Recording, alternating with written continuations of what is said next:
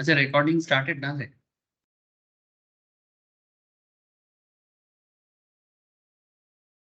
Hello,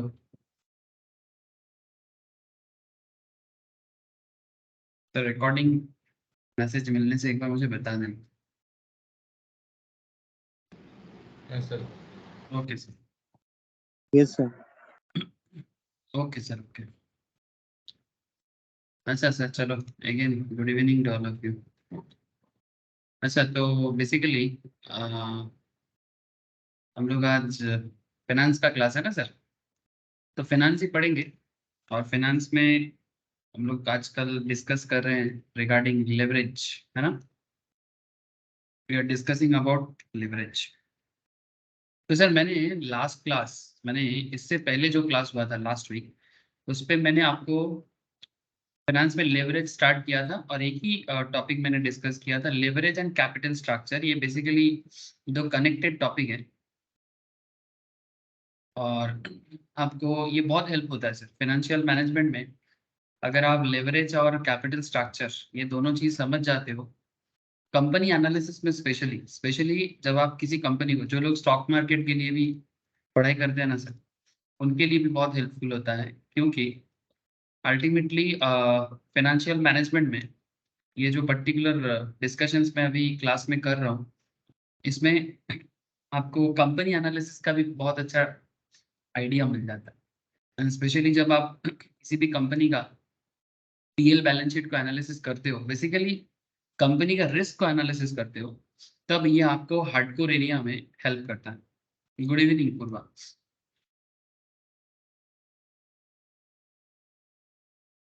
पूर्वा, हमारा आवाज पाচ্ছ? Hello. হ্যাঁ স্যার ओके, পাচ্ছি। Good evening. হ্যাঁ गुड इवनिंग। ओके, तो बेसिकली जो बात मैं कर रहा था sir, leverage and capital structure ये दोनों चीज बहुत ही कनेक्टेड वे में चलता है। तो अगर आपको कंपनी का लेवरेज कॉन्सेप्ट समझ में आ जाता है, तो ऑटोमेटिकली आप किसी भी कंपनी का कैपिटल स्ट्रक्चर एंड कंपनी का रिस्क फैक्टर जो भी होते हैं, उसको अंदर से समझ पाओगे। तो बेसिकली देखो, as a chartered accountant, as a cost accountant, as a company secretary also, ये बेसिकली कंपनी को क्या करते हैं, कंपनी का फाइनेंस को कंट्रोल करते हैं, है ना। कि आखिर कंपनी, मतलब फाइनेंस का बेसिक आइडिया क्या है, जिनको एकदम बेसिक नॉलेज नहीं है उनको मैं फाइनेंस का जो बेसिक्स है वो मैं थोड़ा शेयर करूंगा। एकदम 2-4 क्लासेस है, एक बार करना चाहिए। लेकिन ये लिवरेज ऑब्वियसली बेसिक्स तो है नहीं, ये थोड़ा सा एडवांस है, बट आप लोगों को दिक्कत नहीं होगा। আচ্ছা, পূর্বাকে আমি জাস্ট একটু বলবো, এই যে টপিকটা স্টার্ট করেছি এর এর আগে একটাই ক্লাস হয়েছে, ওটা একটু অবশ্যই করে নেবে। হ্যাঁ, আমি তোমাকে শেয়ার করবো। আমি ভুলে গেছিলাম লাস্ট উইকে, নাহলে লাস্ট উইক ক্লাসটা তোমারও হয়ে যেত। अच्छा, तो बेसिकली चलो सर मैं स्टार्ट करता हूँ। एक्चुअली मैं नोट लेना भूल गया था, तो मैंने भूल गया सर।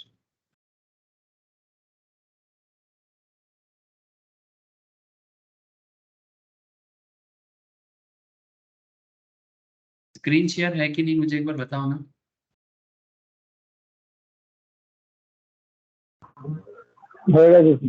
ओके सर, ठीक है। तो जैसे कि आप लोग स्क्रीन में भी देख पा रहे हो sir, financial decision, financing decisions and leverage. Sir in simple finance का क्या मतलब होता है, जिसको फाइनेंस के बारे में कुछ भी नॉलेज नहीं है, मैं उनके लिए भी बोलता हूँ सर, मतलब एकदम जीरो लेवल में जो है, उनको भी समझ में आएगा कि फाइनेंस का मतलब होता है सर इन सिंपल, हमारे देसी भाषा में इसको बोलते हैं जुगाड़ लगाना। क्या बोलते हैं? जुगाड़। जुगाड़ किसका? कैपिटल का। जुगाड़ कैपिटल का। फाइनेंशियल मैनेजमेंट जो सब्जेक्ट है, ये बेसिकली जुगाड़ू सब्जेक्ट है। फाइनेंशियल मैनेजमेंट जो सब्जेक्ट है, ये बेसिकली जुगाड़ू सब्जेक्ट है। जुगाड़ू subject in the sense, financial management company को ये हेल्प करता है, किसी भी कंपनी को ये हेल्प करता है कि at the end of the day उनको बिजनेस करना है, और बिजनेस करने के लिए उनको कैपिटल का जुगाड़ करना है, और कैपिटल को सही जगह में इन्वेस्टमेंट करना है। Point to be noted sir. Financing decision, finance का मतलब होता है जुगाड़, और इन्वेस्टमेंट का मतलब होता है, फाइनेंस का मतलब होता है, इसको मैं थोड़ा सा मैं टेक्निकल लैंग्वेज में बोलता हूँ सर, प्रोक्योरमेंट ऑफ, लिखने का जरूरत नहीं है, मैं नोट्स शेयर कर दूंगा आप लोगों को। प्रोक्योरमेंट ऑफ फंड, ठीक है। फाइनेंस का मतलब होता है प्रोक्योरमेंट ऑफ फंड, और इन्वेस्टमेंट का क्या मतलब होता है? You all know sir, investment माने डिप्लॉयमेंट ऑफ फंड। क्या बोलते हैं इसको? डिप्लॉयमेंट ऑफ फंड, माने फंड को डिप्लॉय करो। माने नॉर्मली फाइनेंशियल मैनेजमेंट क्यों पढ़ना है? फाइनेंशियल मैनेजमेंट पढ़ के आप किसी भी कंपनी का एनालिसिस कर सकते हो, किसी भी कंपनी को। ये बेसिकली आपको फंडामेंटली कंपनी को अंडरस्टैंड करने में हेल्प करता है। और as a finance manager normally ये किसको चाहिए होता है? ये चाहिए होता है जो कंपनी का फाइनेंस मैनेजर होता है या जो कंपनी का फाइनेंस को समझना चाहता है। ठीक है, तो आपको अगर फाइनेंस का नॉलेज हो, आप कंपनी का अंदर क्या चल रहा है, या फिर जब आप कंपनी में काम करोगे as a CFO, chief financial officer, ठीक है, हर कंपनी में होता है सर, मैंडेटरी है normally. Chartered accountant and cost accountant as well as MBA finance कभी कभी देखने को मिलेगा आपको। सो बेसिकली CFO का रोल प्ले करना माने बेसिकली कंपनी का फाइनेंस को ओवरऑल टैकल करना। सर मैं आपको और ज्यादा बात नहीं करूंगा, बाकी किसी को भी अगर बेसिक्स रिवाइज करना है या फ्रेशली थोड़ा बेसिक जानना है, जहां पर मैंने कहानी फाइनेंस का कहानी बोल के रखा है, आप लोग जरूर वहां से गो थ्रू कर सकते हैं। तो ये लेवरेज चैप्टर आपको किसी भी कंपनी का रिस्क पैरामीटर को अंडरस्टैंड करने में हेल्प करता है। सर अब आपके मन में चल रहा होगा सर रिस्क पैरामीटर क्या है? जैसे कि एग्जांपल मैं आपको देता हूँ। आज का बड़ा खबर, आज सुबह भी स्टॉक मार्केट क्लास में इसी चीज को लेके बात हो रहा था, and the point is about Adani. ठीक है, the point is about Adani. Adani का क्या प्रॉब्लम है सर? प्रॉब्लम है, ऑब्वियसली प्रॉब्लम है। इसी चीज को लेके एक इंटरनेशनल रिसर्च फर्म ने अदानी के अगेंस्ट में कुछ बात कहा था, जिसको लेके लास्ट 3-4 महीने से, जनवरी से फरवरी मार्च अप्रैल मई, ठीक है, लास्ट 4-5 मंथ से अदानी का शेयर धड़ाधड़ गिर रहा था। Sir basically the financial issues, Adani के बारे में जो सवाल उठाया गया था, कंपनी का नाम है सर हिंडनबर्ग। सर आप लोग जानते हो, मैं पहले भी क्लास में बात की है। ये हिंडनबर्ग ने अदानी के फाइनेंशियल रिपोर्ट के ऊपर सवाल उठाया था।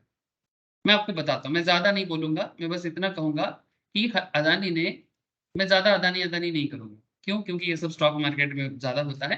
बट हाँ, फॉर द अंडरस्टैंडिंग पर्पस मैं आपको थोड़ा बता रहा हूँ कि एक्चुअल में ये लेवरेज आपको क्या हेल्प करता है। ध्यान से सुनना सर, मैं आपको जस्ट एक छोटा सा डेटा दे रहा हूँ, ये only for the understanding purpose, not a real data.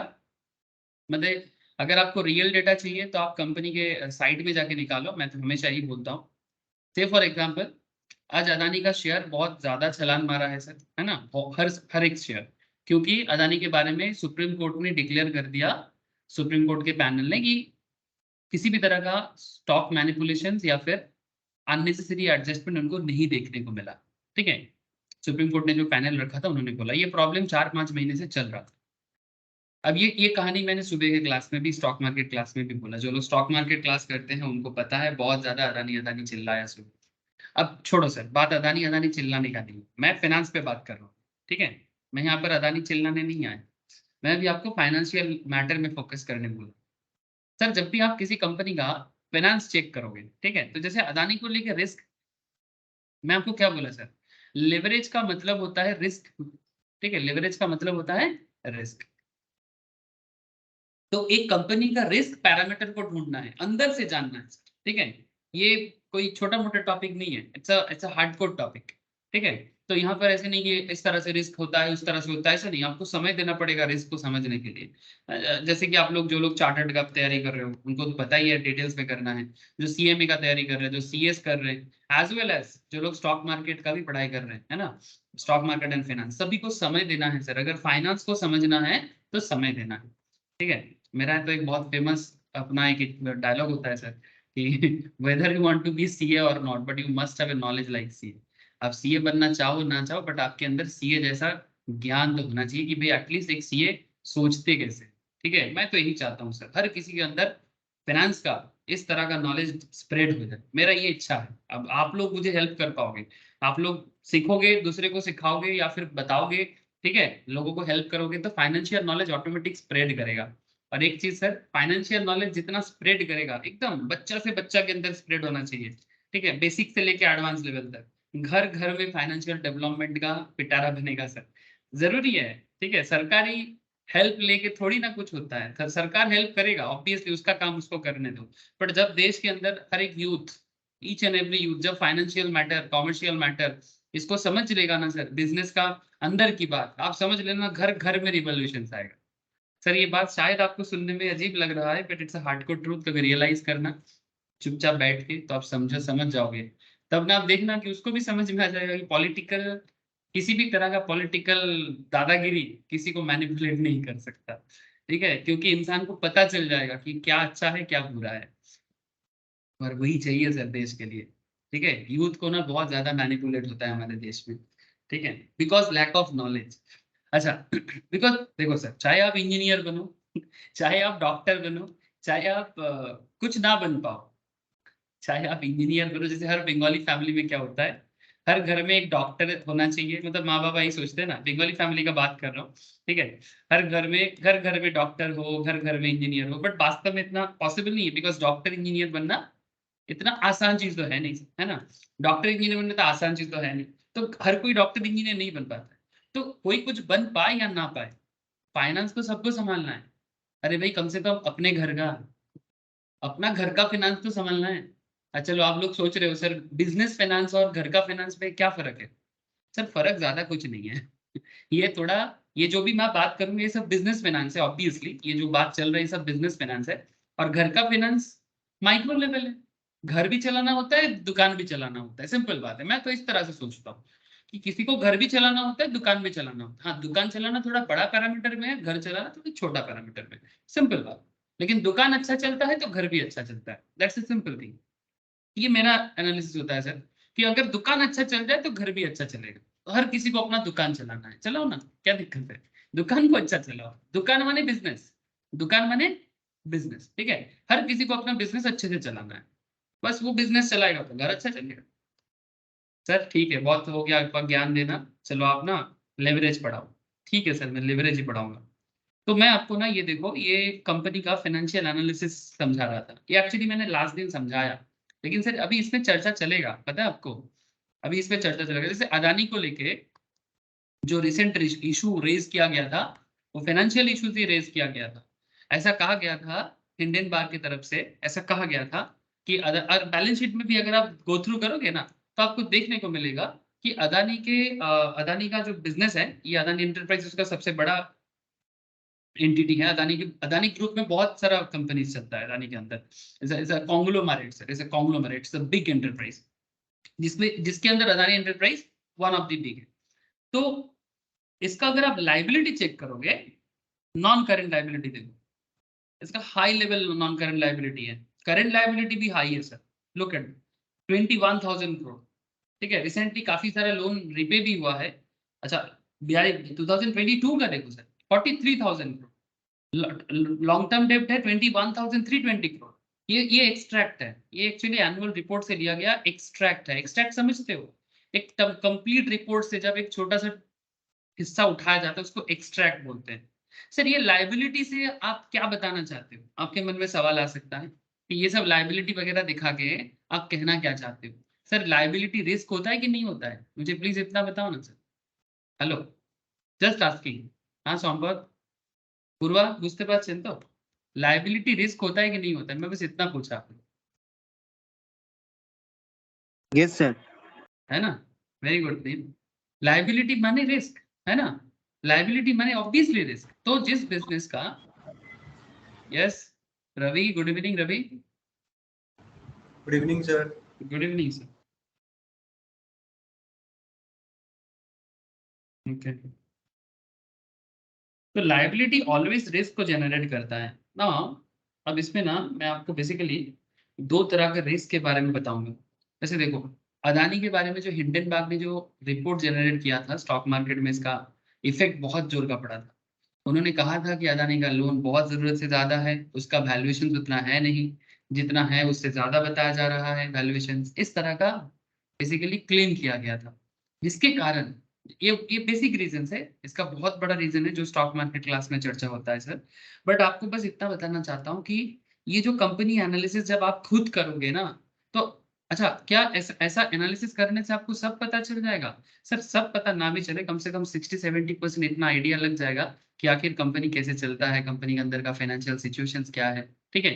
बाकी हाँ थोड़ा बहुत अगर करप्शन समझ नहीं पाओगे वो अलग बात है, बट करप्शन को थोड़ा साइड ही रखो सर, ठीक है। करप्शन को थोड़ा साइड रखो, वो थोड़ा अलग बात है, हम लोग उस मैटर में बात नहीं करेंगे। लेकिन अगर आप कंपनी का फाइनेंस को एनालिसिस कर सकते हो तो आप इतना समझ जाओ कि आप एक गुड फाइनेंस मैनेजर बन सकते हो, आप एक गुड एक्सपर्ट बन, फंडामेंटल एनालिस्ट बन सकते हो, जो भी हो आप आराम से सोच सकते हो, चाहे अपने बिजनेस का हो चाहे किसी दूसरे का बिजनेस का हो, है ना। बस यही है, जिसको अपना घर चलाना आता है ना, वो दूसरे के घर भी कैसे चल सकता है उसका भी आइडिया दे सकता है ना। ये बेसिक चीज है। तो मैं आशा करता हूँ कि आप लोग हल्का आइडिया ले पा रहे हो सर, ये चैप्टर आपको किस तरह से हेल्प करेगा sir. Very interesting chapter sir, बहुत ज्ञान देते हो आप। सॉरी सर, मैं एक्चुअली किसी किसी का क्लास पुराना मिस है, जैसे रवि का, पूर्वा स्टार्ट कर रहे हैं तो इसलिए मैं थोड़ा बोला सर, ठीक है, नहीं तो मैं डायरेक्टली आ जाता सर जहां पर मैं खत्म किया था। अच्छा ठीक है, तो लेवरेज चैप्टर में मैं लास्ट दिन क्या सिखाया था, मैं एक बार फटाफट रिपीट करता हूँ। सर प्लीज थोड़ा फोकस करिए, कुछ भी लिखने का भी जरूरत नहीं है। जिनका लास्ट क्लास मिस है उनको मैं लिंक शेयर कर दूंगा, वो घर में आराम से अपने समय लेके सब नोट डाउन कर ले सर, ये सब इंपॉर्टेंट नोट्स होते हैं। मैं फाइनेंस में लिखाता बहुत हूँ सर, है ना, लिखाना और कैलकुलेशन करवाना, ये फाइनेंस में एक रेगुलर एक्टिविटी है। तो जैसे कि लास्ट दिन मैंने जो लिखाया था, आप लोगों को दिखाई दे रहा है स्क्रीन में, मतलब जो मैं, अगर स्क्रीन छोटा है तो हेलो, या मैं थोड़ा बड़ा करने से अच्छा रहेगा, या फिर आप लोग थोड़ा जूम कर सकते हो।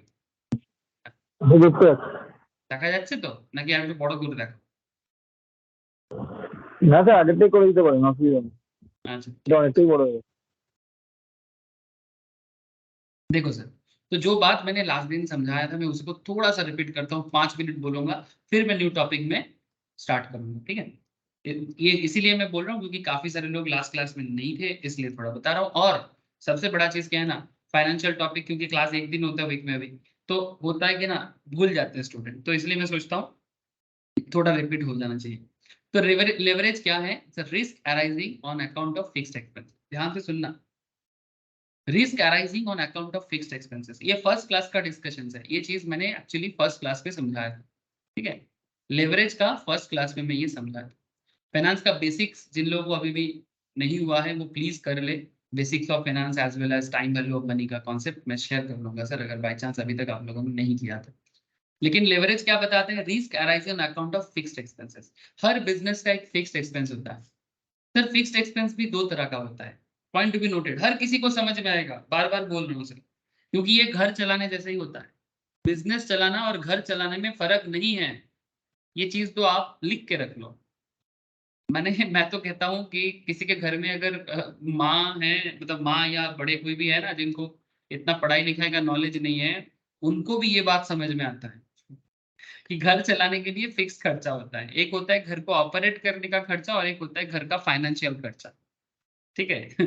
तो इसको ना जस्ट आप, मतलब मेरा मानना होता है कि house hold management and business management में फर्क नहीं है सर। मतलब आप क्या कहना चाहते हो? मतलब शायद आप सोच रहे हो मैं ये कहना चाहता हूँ कि जिनको, जो मूर्ख है उनको फाइनेंस समझ में आता है। मैं, मेरा मानना है कि जो मूर्ख है, मैंने सो कॉल्ड एजुकेशन नहीं है उनको भी फाइनेंस समझ में आता है, सो कॉल्ड डिग्री नहीं है उनको भी समझ में आता है, ये मेरा मानना है सर। तो बिजनेस मैनेज करना और हाउस होल्ड मैनेज करना फर्क नहीं है सर, बस थोड़ा बिजनेस मैनेजमेंट में टेक्निकल टर्म्स आ जाते हैं, हाउस होल्ड मैनेजमेंट में हम लोग टेक्निकल टर्म यूज नहीं करते। लेकिन ये भी जो बात मैं यहाँ पर करके रखा था, अब जस्ट इसको सिंप्लीफाई करता हूँ मैं। Operating expenses, operating fixed expenses and financial fixed expenses business wise. तो ऑपरेटिंग फिक्स एक्सपेंसेस क्या होता है? कोई भी बिजनेस दुनिया में चला लो, आपको 3 खर्चा आएगा सर। रेंट लेना पड़ता है ना, घर को चलाने की, जैसे बिजनेस को चलाने के लिए रेंट लेना पड़ता है, ठीक है। डेप्रिसिएशन होता है, एसेट यूज करोगे डेप्रिसिएशन होगा। बिजनेस चलाना है, कोई बड़ा मशीन लेते हो, हाँ, मशीन से कुछ प्रोडक्ट बनाते हो, है ना, तो वो आपको डेप्रिसिएशन होता है। डेप्रिसिएशन माने किसी भी प्रोडक्ट का वैल्यूएशन गिरना। जैसे मानो कि अगर मैं आपको बोलूं, जिनको कुछ समझ में नहीं आता है डेप्रिसिएशन, किसी फॉर एग्जांपल आपके पास एक मोबाइल फोन है, आपने उसको 2 साल पहले लिया था, तो 2 साल पहले मोबाइल लिया था आपने मानो 1 लाख में, लेकिन क्या 1 लाख का मोबाइल फोन आज भी 1 लाख में सेल हो जाएगा कि दाम कम हो जाएगा? द सिंपल आंसर इज दाम कम हो जाएगा, may be 70,000, may be 80,000, may be 50,000। तो ये जो 50,000 गायब हो गया बट आपको पता नहीं चला, बिकॉज आपका एसेट डिटोरिएट हुआ, टेक्नोलॉजी अपग्रेड हो गया, इसको कहते हैं डिप्रिसिएशन।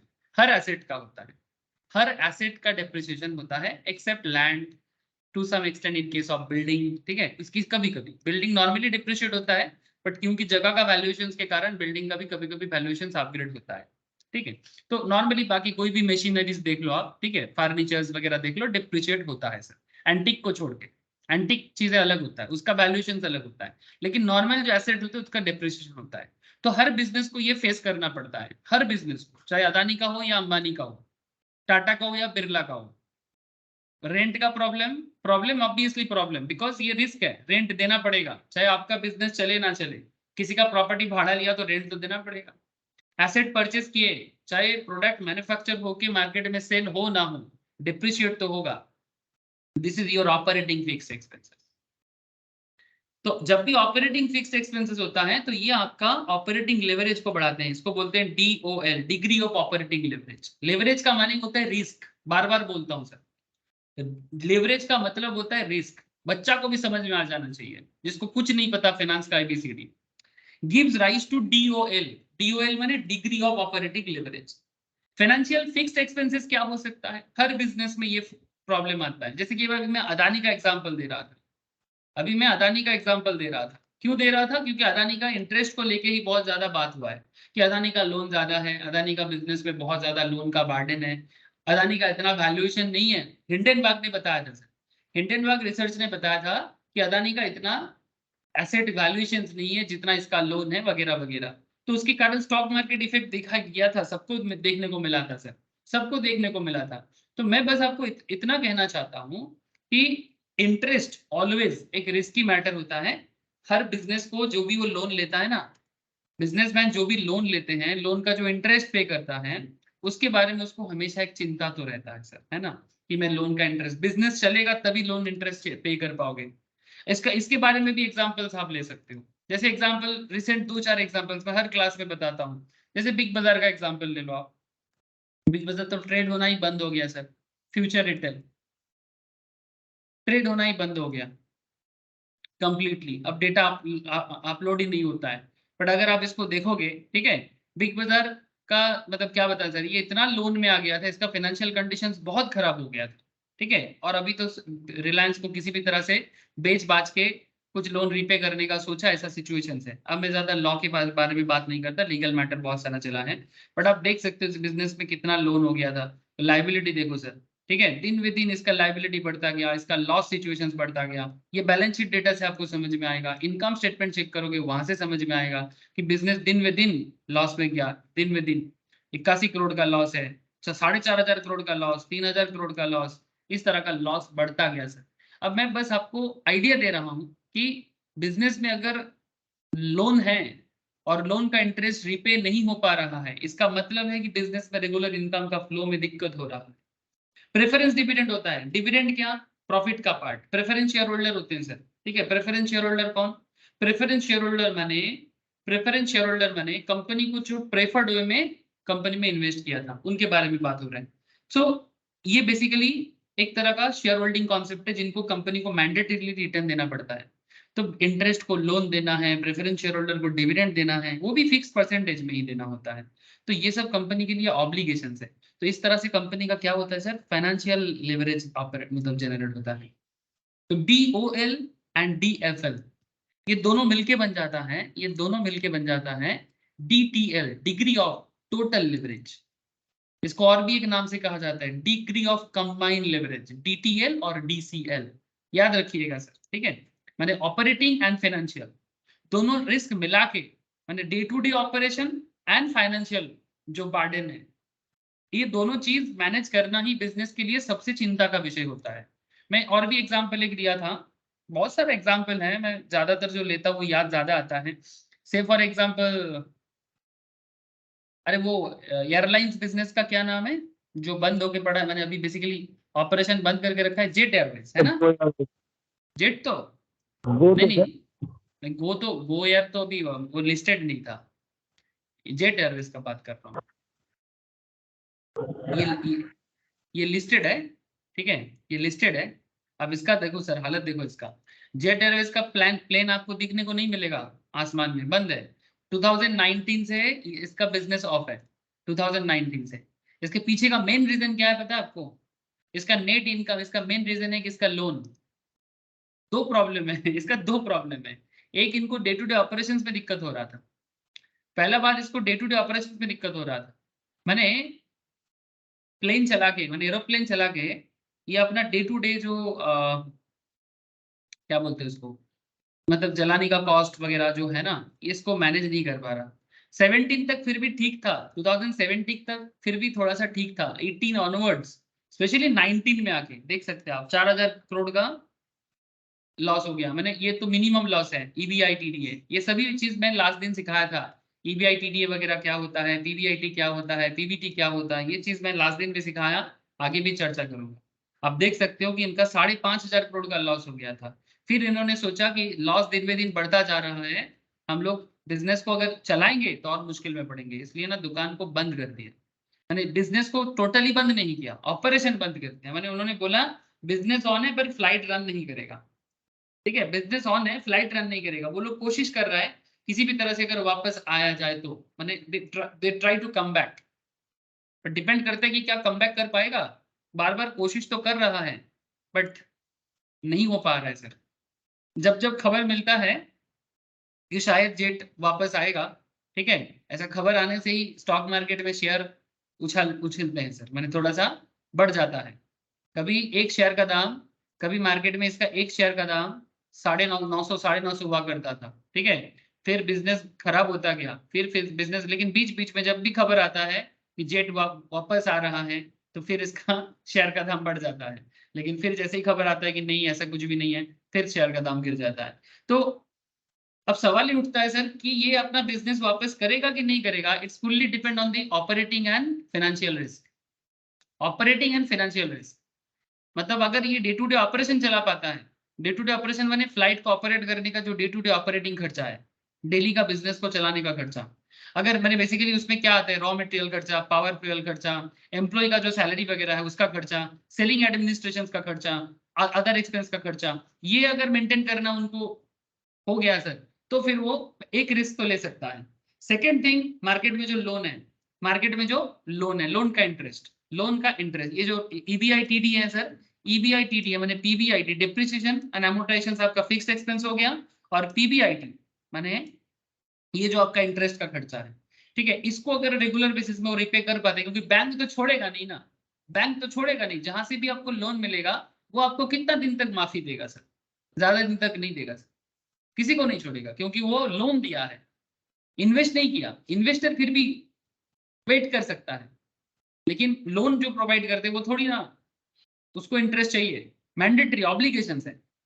तो रिस्क अराइज होता है सर, फाइनेंशियल रिस्क बोलते हैं इसको, जिसका प्रॉब्लम जेट एयरवेज को हो रहा है, और इनको डे टू डे ऑपरेशंस में भी दिक्कत हुआ था। तभी इन्होंने 2019 में डिसाइड किया, 2019 में डिसाइड किया कि हम लोग अभी बिजनेस ऑपरेशंस को बंद रखेंगे, क्योंकि ऑपरेशन बंद रखेंगे तो एटलीस्ट फाइनेंशियल एक्सपेंस को घर से बैठे बैठे देंगे, दूसरे बिजनेस से या दूसरा इन्वेस्टमेंट से कहीं से जुगाड़ करके देंगे। फिर से कोशिश है, आने का कोशिश है ऑब्वियसली। अगर आएगा ना, इस शेयर को दिमाग में रखिएगा, कभी भी खबर मिलेगी जेट आ रहा है तो इस शेयर को अपने दिमाग में रख सकते हो, लेकिन अभी वॉच कर सकते हो सर। ठीक है, चलो छोड़ो। तो मैं आशा करता हूँ कि आप लोगों को बात समझ में आ रही है कि लेवरेज चैप्टर हम लोगों को कहाँ से कहाँ कनेक्ट करता है। सो कॉम्बाइन लेवरेज, ये सब कैलकुलेशन करना मैं सिखाया था एकदम डिटेल्स में। ठीक है, कि कहाँ से स्टार्ट होता है इसकी कहानी। कॉन्सेप्ट ऑफ ऑपरेटिंग लेवरेज, इसका कहानी स्टार्ट हुआ था सर यहाँ से। ठीक है, concept of operating leverage. So basically operating leverage क्या था? ऑपरेटिंग लेवरेज का मतलब है बिजनेस रिस्क। ठीक है, business risk, concept of operating leverage and business risk. एक स्टैंडर्ड इनकम स्टेटमेंट मैंने आप लोगों को ड्रॉ किया था कि किसी भी बिजनेस का स्टार्टिंग पार्ट होता है उसका रेवेन्यू जनरेशन, जिसको हम लोग सेल्स भी कहते हैं। In simple we can say it sales, कि भाई क्या प्रोडक्ट है, क्या प्राइस है और कितना क्वांटिटी बेच रहे हो। पी इंटू क्यू माने price into quantity, P into Q माने प्राइस इंटू क्वांटिटी, क्या दाम है कितना बेचते हो, क्या प्राइस है, क्या प्राइस है और कितना क्वांटिटी बेचे हो। अगर मैं जेट का बात करूं, अगर मैं जेट का बात करूं तो क्या टिकट का प्राइस होता है और कितना सेल हो रहा है टिकट। ठीक है, तो सेल्स का कॉन्सेप्ट जनरेट होता है पी इंटू क्यू करके, प्राइस इंटू क्वांटिटी, कितना प्राइस है कितना क्वांटिटी है। वहां से डेली वेरिएबल कॉस्ट, किसी भी बिजनेस को चला लो भाई, चाहे जेट एयरवेज हो या उबेर का कैब हो या अपना टैक्सी हो या ऑटो हो, हर बिजनेस का या फुचका वाला हो, हर बिजनेस का अपना एक वेरिएबल कॉस्ट होते हैं। होता है कि नहीं होता है सर? वेरिएबल कॉस्ट माने जैसे मानो एक फुचका वाला का वेरिएबल कॉस्ट क्या है, कौन मुझे बताएगा? जो फुचका का स्टॉल देते हैं, हेलो, एक फुचका स्टॉल जो देते हैं उनका वेरिएबल कॉस्ट क्या होता है? Tell me. वेरिएबल माने जो वैरी करता है, डेली का वेरिएबल कॉस्ट।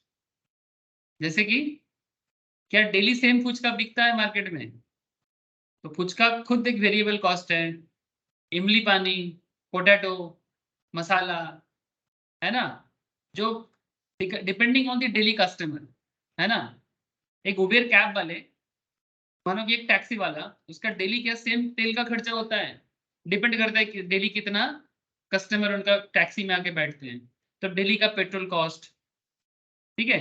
तो ये डिपेंड करता है कि डेली बेसिस में कंपनी का जो कॉस्ट वेरी करता है उसको वेरिएबल कॉस्ट बोलते हैं। तो सेल्स से वेरिएबल कॉस्ट को माइनस करके, ध्यान से बात को सुनिए सर, सेल से वेरिएबल कॉस्ट को माइनस करके आपको मिलता है कंट्रीब्यूशन। इसको ना मैं यहाँ पर मैथमेटिकली लिखा सर, एल्जेब्रा वाइज, यहाँ से Q को कॉमन लिया, Q into P minus B किया, ये सिंपल एल्जेब्रा है। Minus operating fix cost. Sir operating fix cost क्या होता है? किसी भी बिजनेस को चला लो सर, एक फिक्स कॉस्ट तो आएगा ना आपका। जैसे मानो रेंट फिक्स देना पड़ता है, ठीक है, या फिर एसेट है तो उसका डिप्रिसिएशन फिक्स होता है, तो वही चीज है ऑपरेटिंग फिक्स कॉस्ट। ओके, फिर आपको मिलता है ईबीआईटी। क्या मिलता है sir? EBIT, earning before interest and tax. इसको भी आप अलजेब्रा वाइज, मैंने बेसिकली सिंपल मैथ्स वाइज अगर इसको इक्वेशन बनाओगे तो क्या इक्वेशन बनता है? Q into P minus B minus Q into P minus B already था, यहाँ से माइनस एफ हो गया, और कुछ नहीं किया मैंने। ये जो इक्वेशन बना है जस्ट इस तरह से बना है। सर ये सब इक्वेशन जरूरी है क्या? हाँ सर, जिनको सीएसईए में एग्जाम बैठना है और एग्जाम में क्वेश्चन सॉल्व करना है ना सीएस का, तो वहां पर आपको चाहिए होगा। प्रोफेशनल एग्जाम में आपको ये सब इक्वेशन सॉल्व के थ्रू से करना है, और नॉर्मल नॉलेज के लिए भी जरूरी है। So earning before interest and tax ऐसे मिलता है। जो ईबीआईटी आपको यहाँ दिख रहा था, ये देखो, ये जो मैं ईबीआईटी आप लोगों को लास्ट क्लास में सिखाया था, वही ईबीआईटी यहाँ पर भी दिख रहा है। दिखाई दिया सर? पीबीआईटी और ईबीआईटी, जेट एयरवेज हो या फिर कोई भी कंपनी ले लो sir, HDFC bank, Hindustan Unilever, IndiGo, ITC, Maruti, Reliance, जो पसंद है उठा लो, कोई दिक्कत नहीं है। तो पीबीआईटी और ईबीआईटी इसी तरह से कैलकुलेशन होता है। यहाँ पर तो और बाइफर्केशन करके दिया है, ठीक है, कि कंपनी में क्या क्या वेरिएबल खर्चा होता है, raw material, power fuel, employ का खर्चा, ठीक है, सेलिंग एडमिनिस्ट्रेशन का खर्चा, these are all variable cost. तो सेल से वेरिएबल कॉस्ट को माइनस करते हैं। सिंपल लैंग्वेज में sales minus variable cost equals to contribution. इसको बोलते हैं ईबीआईटीडीए, कंट्रीब्यूशन का दूसरा नाम, ठीक है। फिर यहाँ से डेप्रिसिएशन एमोर्टाइजेशन माने फिक्स खर्चा को माइनस करते हैं, फिर मिलता है पीबीआईटी, ठीक है। इसी तरह से होता है, ठीक जैसा सिचुएशंस आपको मार्केट एनालिसिस माने कंपनी एनालिसिस, कंपनी के बैलेंस शीट को एनालिसिस करके मिल रहा है, मैं उसी तरह से आपको यहाँ पर लिवरेज में भी वही चीज दिखा रहा हूँ। जो मैं आपको करके दिखा रहा हूँ, कंपनी भी एग्जैक्टली वही किया है, बस हाँ हम लोग थोड़ा और डेप्थ में जाके इसको सीखने का कोशिश कर रहे हैं। तो ईबीआईटी माने earning before interest and tax, माने एक ऐसा profit, hello point to be noted, एक ऐसा प्रॉफिट जहां पर कंपनी ने अभी तक अपना इंटरेस्ट पे नहीं किया और गवर्नमेंट को टैक्स पे नहीं किया। एक ऐसा प्रॉफिट कंपनी अर्न करता है जब कंपनी अभी तक सरकार को टैक्स नहीं दिया। सबसे टैक्स तो बाद में देगा, पहले लोन का इंटरेस्ट देगा, इंटरेस्ट पहले देगा, फिर टैक्स देगा, फिर इक्विटी शेयर होल्डर के लिए कुछ बचेगा तो देगा। अब इसमें ध्यान से बात को समझे सर, बिजनेस रिस्क और ऑपरेटिंग रिस्क दोनों एक ही बात है। बिजनेस रिस्क और operating risk, point to be noted, business risk और operating risk refers to the क्या बोलता है फाइनेंस?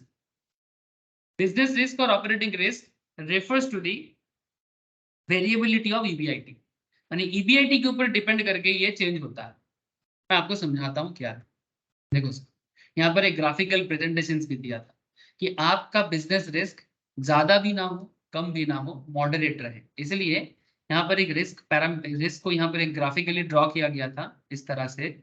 और फिर यहाँ पर बिजनेस रिस्क हाई है, जहाँ पर ये आपका प्रॉफिट हाई हो रहा है।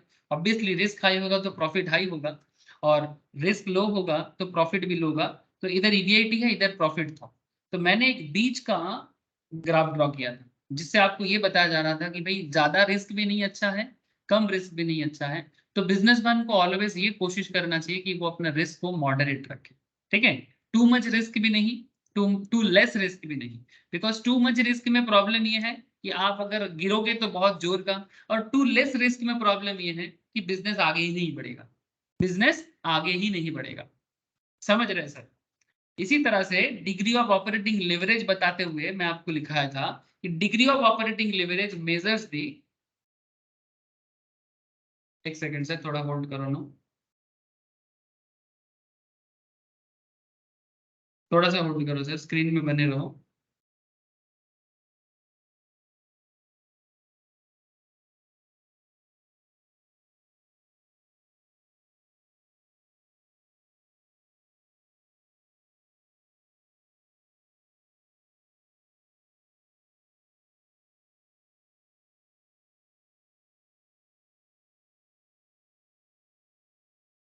ओके सर, सर आवाज आ रहा है कि नहीं आ रहा है, बोलो ना।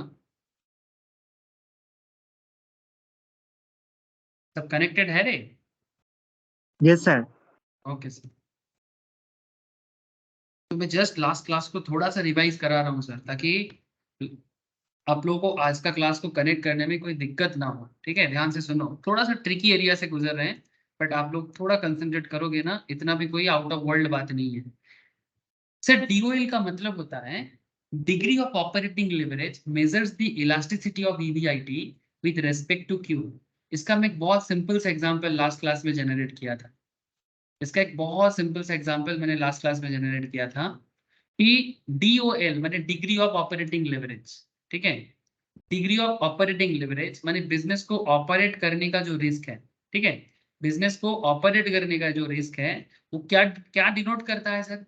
क्या डिनोट करता है? कोई भी business sir, degree of operating leverage measures the elasticity of EBIT. Elasticity माने, इलास्टिसिटी का बेसिकली इकोनॉमिकल यूज है सर। इलास्टिसिटी माने जो बढ़ता है घटता है, जो कम भी होता है और ज्यादा भी होता है, जो इलास्टिक है ना। इलास्टिक माने बढ़ेगा भी और घटेगा भी। इलास्टिसिटी ऑफ ईबीआईटी, ईबीआईटी माने profit, basically earning before interest and tax. सरकार को टैक्स देने से पहले, बैंक वाले को इंटरेस्ट देने का पहले का प्रॉफिट, ठीक है।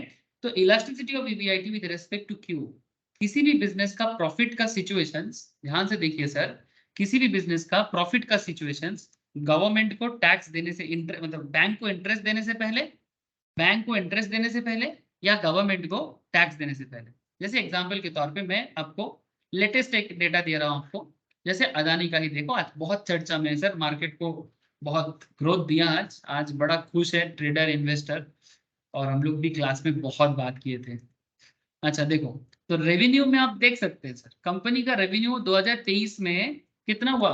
हेलो, कंपनी का रेवेन्यू ग्रोथ देखो। फाइनेंशियल ईयर 22 में रेवेन्यू 70,000 करोड़ का था, मैंने sale price into quantity basically, ठीक है। यहां से बढ़ के 1,38,175 करोड़ का हुआ है लेटेस्ट में। सो इससे एक चीज साफ है कि बिजनेस रेवेन्यू ग्रो कर रहा है। हेलो, लेकिन बिजनेस रेवेन्यू के साथ साथ ये भी देखना पड़ता है कि सर खर्चा भी बड़ा होगा। The answer is yes. यहाँ पर देखो, कंपनी ने एम्प्लॉय कॉस्ट मैंने एक्चुअली सैलरी वगैरह दिया है, पहले लास्ट ईयर दिया था 1180 करोड़ का, इस बार दिया है 1,28,000 करोड़ का। मैंने इतना समझ में आ रहा है कि एम्प्लॉय के पीछे अच्छा खासा खर्चा कर रहा है कंपनी, मैंने बहुत ज्यादा। कहाँ 1180 करोड़, कहाँ 1,28,519 करोड़। तो ह्यूज डिफरेंस है सर, ह्यूज डिफरेंस है सर। इसके साथ अगर आप और भी चीजें देखो, 2023 का सारा डेटा अभी तक अवेलेबल नहीं हुआ है, बट रॉ मटेरियल का खर्चा भी है, প্রায় पावर। 1 লাখ উপরে। हाँ बोलो। এমপ্লয়ি কস্ট স্যার প্রায় 1 লাখের উপরে। हाँ সেটাই তো বলছি, ঠিক আছে। 1 লাখের উপরে एम्प्लॉय कॉस्ट, ठीक है। सेलिंग एडमिनिस्ट्रेशन देखो, ऑपरेटिंग एंड अदर एक्सपेंसेस देखो आप, ठीक है। फाइनेंशियल ईयर 22 का ये डेटा है, और 23 का भी सारा डेटा अवेलेबल नहीं हुआ है, बट ये सारा ये क्या है, सब खर्चा है। दीज आर ऑल क्या एक्सपेंसेस, वेरिएबल कॉस्ट है ना। These are all variable cost. तो कंपनी अपने रेवेन्यू से वेरिएबल कॉस्ट को माइनस करेगा तो कंपनी को प्रॉफिट आएगा। लास्ट ईयर भी प्रॉफिट किया था 4,000 करोड़ का, 4,700 करोड़ का। इस बार प्रॉफिट किया है 9,656 करोड़ का, अभी तक जो हिसाब बता रहा है। साथ में और एक चीज आप देखो, EBI TDI, earning before interest tax depreciation amortisation, मैंने अभी तक यहाँ से कंपनी ने अपना डेप्रिसिएशन वगैरह को माइनस नहीं किया, तो यहाँ पर माइनस करके आप देख सकते हो जो कंपनी का एसेट्स का जो वैल्यू डिटोरिएट होता है। एमोर्टाइजेशन किस चीज का होता है? गुडविल का, ठीक है। मैंने बेसिकली जो इंटेंजिबल एसेट्स होते हैं, इंटेंजिबल दो तरह का एसेट होता है, कि इंटेंजिबल और एक नॉन, मतलब बेसिकली क्या होता है सर बोलो? एक फिक्स्ड और एक इंटेंजिबल, है ना। तो इंटेंजिबल माने टेंजिबल और इंटेंजिबल। टेंजिबल एसेट उसको बोलते हैं जैसे कि लैंड, बिल्डिंग, ये सब टेंजिबल है। बेसिक्स ऑफ अकाउंट्स का नॉलेज चाहिए सर, जिनको बेसिक्स ऑफ अकाउंट्स का नॉलेज नहीं है उनको थोड़ा दिक्कत होगा। टेंजिबल एसेट का मतलब बेसिकली अकाउंट्स को ही फाइनेंस में कन्वर्ट करके एनालिसिस किया जाता है। तो टेंजिबल माने बेसिकली फिक्स्ड एसेट्स, है ना, फिक्स्ड एसेट्स। और इंटेंजिबल्स माने जो फिक्स्ड है पर लाइक गुडविल, कॉपीराइट, पेटेंट, ये सब।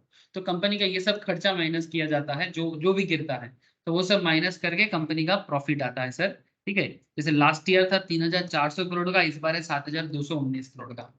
Point be noted sir.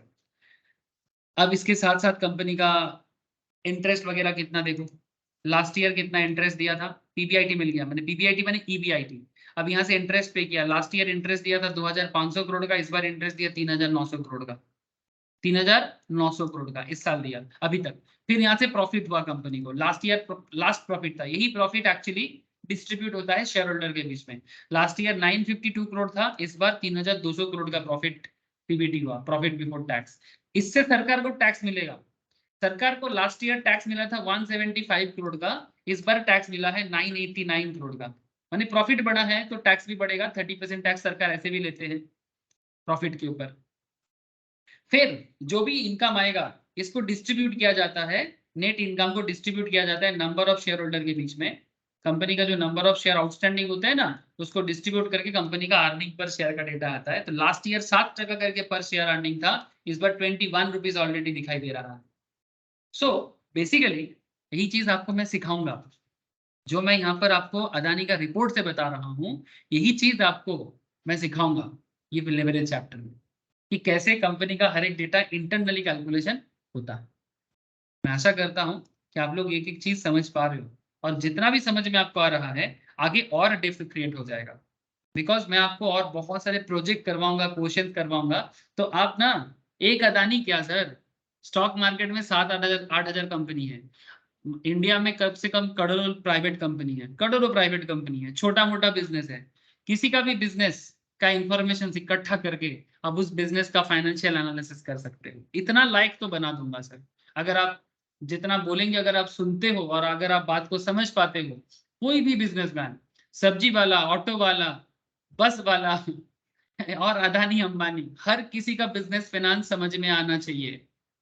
मैं तो पूछता हूँ, सब्जी वाले को भी पूछ लेता हूँ। कल एक वो कल ही, हाँ यस्टरडे थोड़ा शाम को मैं मार्केट निकला था, वो दाल का मूंग दाल का बड़ा होता है ना सर, चटनी के साथ देता है, बड़ा अच्छा लगता है। तो एक दुकानदार है, लोकल में बिकता है। तो मैं उनको पूछा, दादा ये कितने का बड़ा लेके तुम बैठते हो? तो बोलता है रीजनेबली जनरली मैं डेली का 5 से 10 केजी का, ऑन एन एवरेज 5 केजी का दाल बड़ा बेच देता है। मैंने 5 केजी रॉ में होता है, अब उसको 100 ग्राम का दाम है 25 टका। तो मैं उनसे हिसाब कर रहा था कि 5 केजी मूंग दाल से, 5 केजी मूंग दाल से कितना बड़ा बनता है, ठीक है। अगर ये हिसाब मिल जाए तो फिर पर 100 ग्राम, ठीक है, और डेली का पूरा बिक जाता है, मतलब कभी भी वो खाली नहीं जाता है, ठीक है। मतलब जितना लाता है उतना पूरा सेल हो जाता है। तो मैं उनसे वही सवाल कर रहा था कि अगर 100 ग्राम 25 टका में बेचता है तो कितना कस्टमर को बेचता है, एक दिन खड़ा होकर ऑब्जर्व करो, ठीक है। फिर आप आराम से समझ सकते हो उसका रेवेन्यू कितना है। फिर उसका कॉस्ट को माइनस करो, ठीक है, मतलब वेरिएबल कॉस्ट को माइनस करो। इस तरह से आप किसी भी बिजनेसमैन का एक रेगुलर अर्निंग, ठीक है, आप आइडेंटिफाई कर सकते हो। सर इससे क्या सुविधा होगा आपको, आप अपने घर के बगल में किसी को भी आइडेंटिफाई करो ना, आइडेंटिफाई करके आप खुद का घर भी बिजनेस है तो उसको आइडेंटिफाई करो, और क्या कमी रह गई देखो, उसे सुधार करो। कुछ समझ में आया बात को? ठीक है, क्योंकि अगर बिजनेस में कुछ प्रॉब्लम है तो कहाँ प्रॉब्लम है उसको आइडेंटिफाई करना है। सो फाइनेंस का ultimately at the end of the day finance strong होना चाहिए, यही सबके घर का मैटर है और बिजनेस का भी। तो अगर फाइनेंस को स्ट्रांग करना है तो क्या कमी रह गई देखो और उसको सुधार करो। तो फाइनेंस आपको वो कमी को ढूंढने में हेल्प करेगा। फिर सुधार करने के लिए और भी चीजें हैं, फिनांस अकेला नहीं है, फिर मार्केटिंग भी होता है, ठीक है, और भी सब्जेक्ट्स होते हैं, वो सब चीजों को फॉलो करना होता है। ऐसे marketing and finance is the main parts, marketing and finance, इसके बाद दुनिया में कुछ नहीं है मेरे हिसाब से, ठीक है। प्रॉपर फाइनेंशियल मैनेजमेंट करो, मैंने अकाउंट्स एंड फाइनेंस, और प्रॉपर मार्केटिंग करो। हर बिजनेस का सक्सेस का एक ही मंत्र है, this is the simple success मंत्र, ठीक है। हाँ, कोई बोलेगा सर प्रोडक्शन ये सब आप बोले नहीं। सर मैं मान लिया कि बाकी सब चीज ठीक ठाक है, ठीक है, मैं ये मान लिया कि बाकी सब चीज ठीक ठाक है। अगर बाकी सब ठीक ठाक है, कांस्टेंट रख के फाइनेंस और मार्केटिंग को प्रॉपरली हैंडल कर लिया, तो आप समझ लो वो बिजनेस सक्सेसफुल बन पाए, ठीक है। ये चीज आप खुद भी रियलाइज कर लोगे सर। आगे देखो सर, तो ऑपरेटिंग लेवरेज में क्या मेजर करता है? इलास्टिसिटी ऑफ ईबीआईटी, माने ये जो ईबीआईटी कभी बढ़ेगा तो कभी घटेगा। हाँ सर, ईबीआईटी बढ़ना घटना तो जारी रहेगा। अदानी का ईबीआईटी 2022 में जितना था, हेलो, 2023 में भी क्या सेम है क्या? बोलो ना, ये 2023 अभी तक खत्म नहीं हुआ है।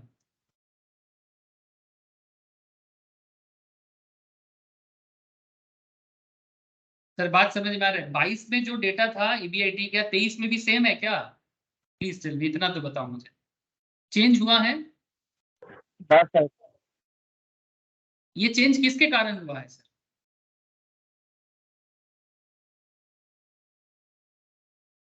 रेवेन्यू के सर कारण हुआ रेवेन्यू। है ना? मेन रीजन कौन है sir? Revenue. Thank you sir, यही पूछ रहा था मैं।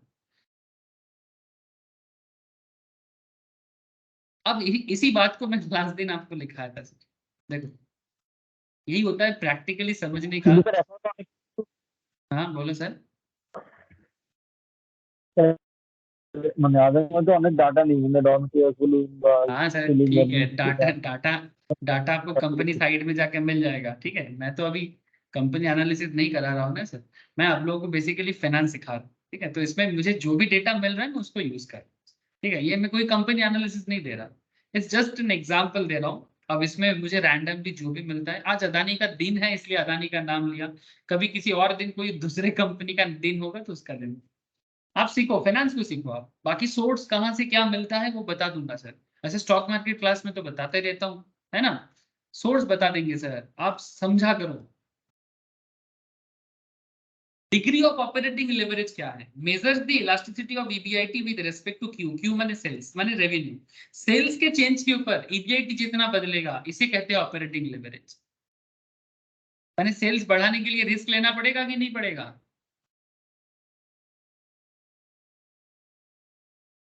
अरे सेल्स बढ़ाने के लिए रिस्क लेना पड़ेगा कि नहीं पड़ेगा? यस, है ना। तो yes other thing remaining constant, other thing remaining constant, DOL is only a partial measure of business risk। Degree of operating leverage से हम बिजनेस का partial business risk मेजर कर सकते हैं। partial माने सर, partial माने बेसिकली सिर्फ operating देख रहे हैं ना, फाइनेंशियल अभी तक नहीं देखे। तो यहाँ पर एक एग्जांपल दिया था सर मैंने, कि अगर डिग्री ऑफ ऑपरेटिंग लेवरेज 3 है, क्या है sir? 3, it means that if sales change by 1%। Sir ये कैसे कैलकुलेट होता है DOL, ये मैं आपको सिखाऊंगा आज, ठीक है, वेट से, ठीक है। अगर ऑपरेटिंग लेवरेज 3 पॉइंट दिया है, इसका मतलब है कि अगर सेल चेंज होता है 1% में, तो EBIT चेंज होता है 3% इन द सेम डायरेक्शन। मैंने अगर सेल गिर गया तो EBIT गिर जाएगा, अगर सेल गिर गया तो EBIT गिर जाएगा, अगर सेल बढ़ गया तो EBIT बढ़ जाएगा, इन द सेम डायरेक्शन। तो higher the level of fixed expenses, जितना बिजनेस का फिक्स्ड एक्सपेंसेस ज्यादा होता है, डिग्री ऑफ ऑपरेटिंग लेवरेज उतना ज्यादा होता है। से फॉर एग्जांपल, बस इतना समझो कि अगर बिजनेस में रेंट हाई है, एसेट का डिप्रिसिएशन हाई है, ठीक है, एनी काइंड ऑफ फिक्स्ड खर्चा। बहुत सारे लोग क्या ना, स्टार्ट करते हैं बिजनेस, स्टार्टिंग में बहुत ज्यादा फिक्स बार्डन ले लेते हैं, और फिक्स बार्डन लेने से थोड़ा दिक्कत क्या हो जाता है कि आपको शुरू में ही ऑपरेटिंग रिस्क का सामना करना पड़ जाता है। कभी कभी बिजनेस में ये गलत डिसीजंस के कारण बिजनेस चलाना मुश्किल हो जाता है। ऐसा ही प्रॉब्लम बनाया था सर किंगफिशर एयरलाइंस ने। बड़े बड़े बिजनेसमैन का ही बात कर रहा हूँ, छोटा मोटा लोगों को बड़े लोगों की गलती से सीखना चाहिए। जैसे बड़े लोगों के सक्सेस भी सीखते हैं, पर मुझे तो ना सक्सेस से ज्यादा लोगों के फेलियर सिखाते हैं। ये मेरा मानना है कि लोगों का सक्सेस देखो, पर साथ में लोगों का फेलियरिटी भी देखो, क्यों फेलियर हुआ है, ये भी आपको हेल्प करेगा। मैं एक फेमस बिजनेसमैन का बात कर रहा हूँ सर, फेमस से ज्यादा अभी इनफेमस हो गया है। मैं बात कर रहा हूँ सर विजय माल्या का, आप लोग नाम तो जरूर सुने होंगे। सर विजय माल्या ने किंगफिशर एयरलाइंस में बहुत बड़ा लॉस खाया है ना, आज तो भगोड़ा है, आज तो भगोड़ा है।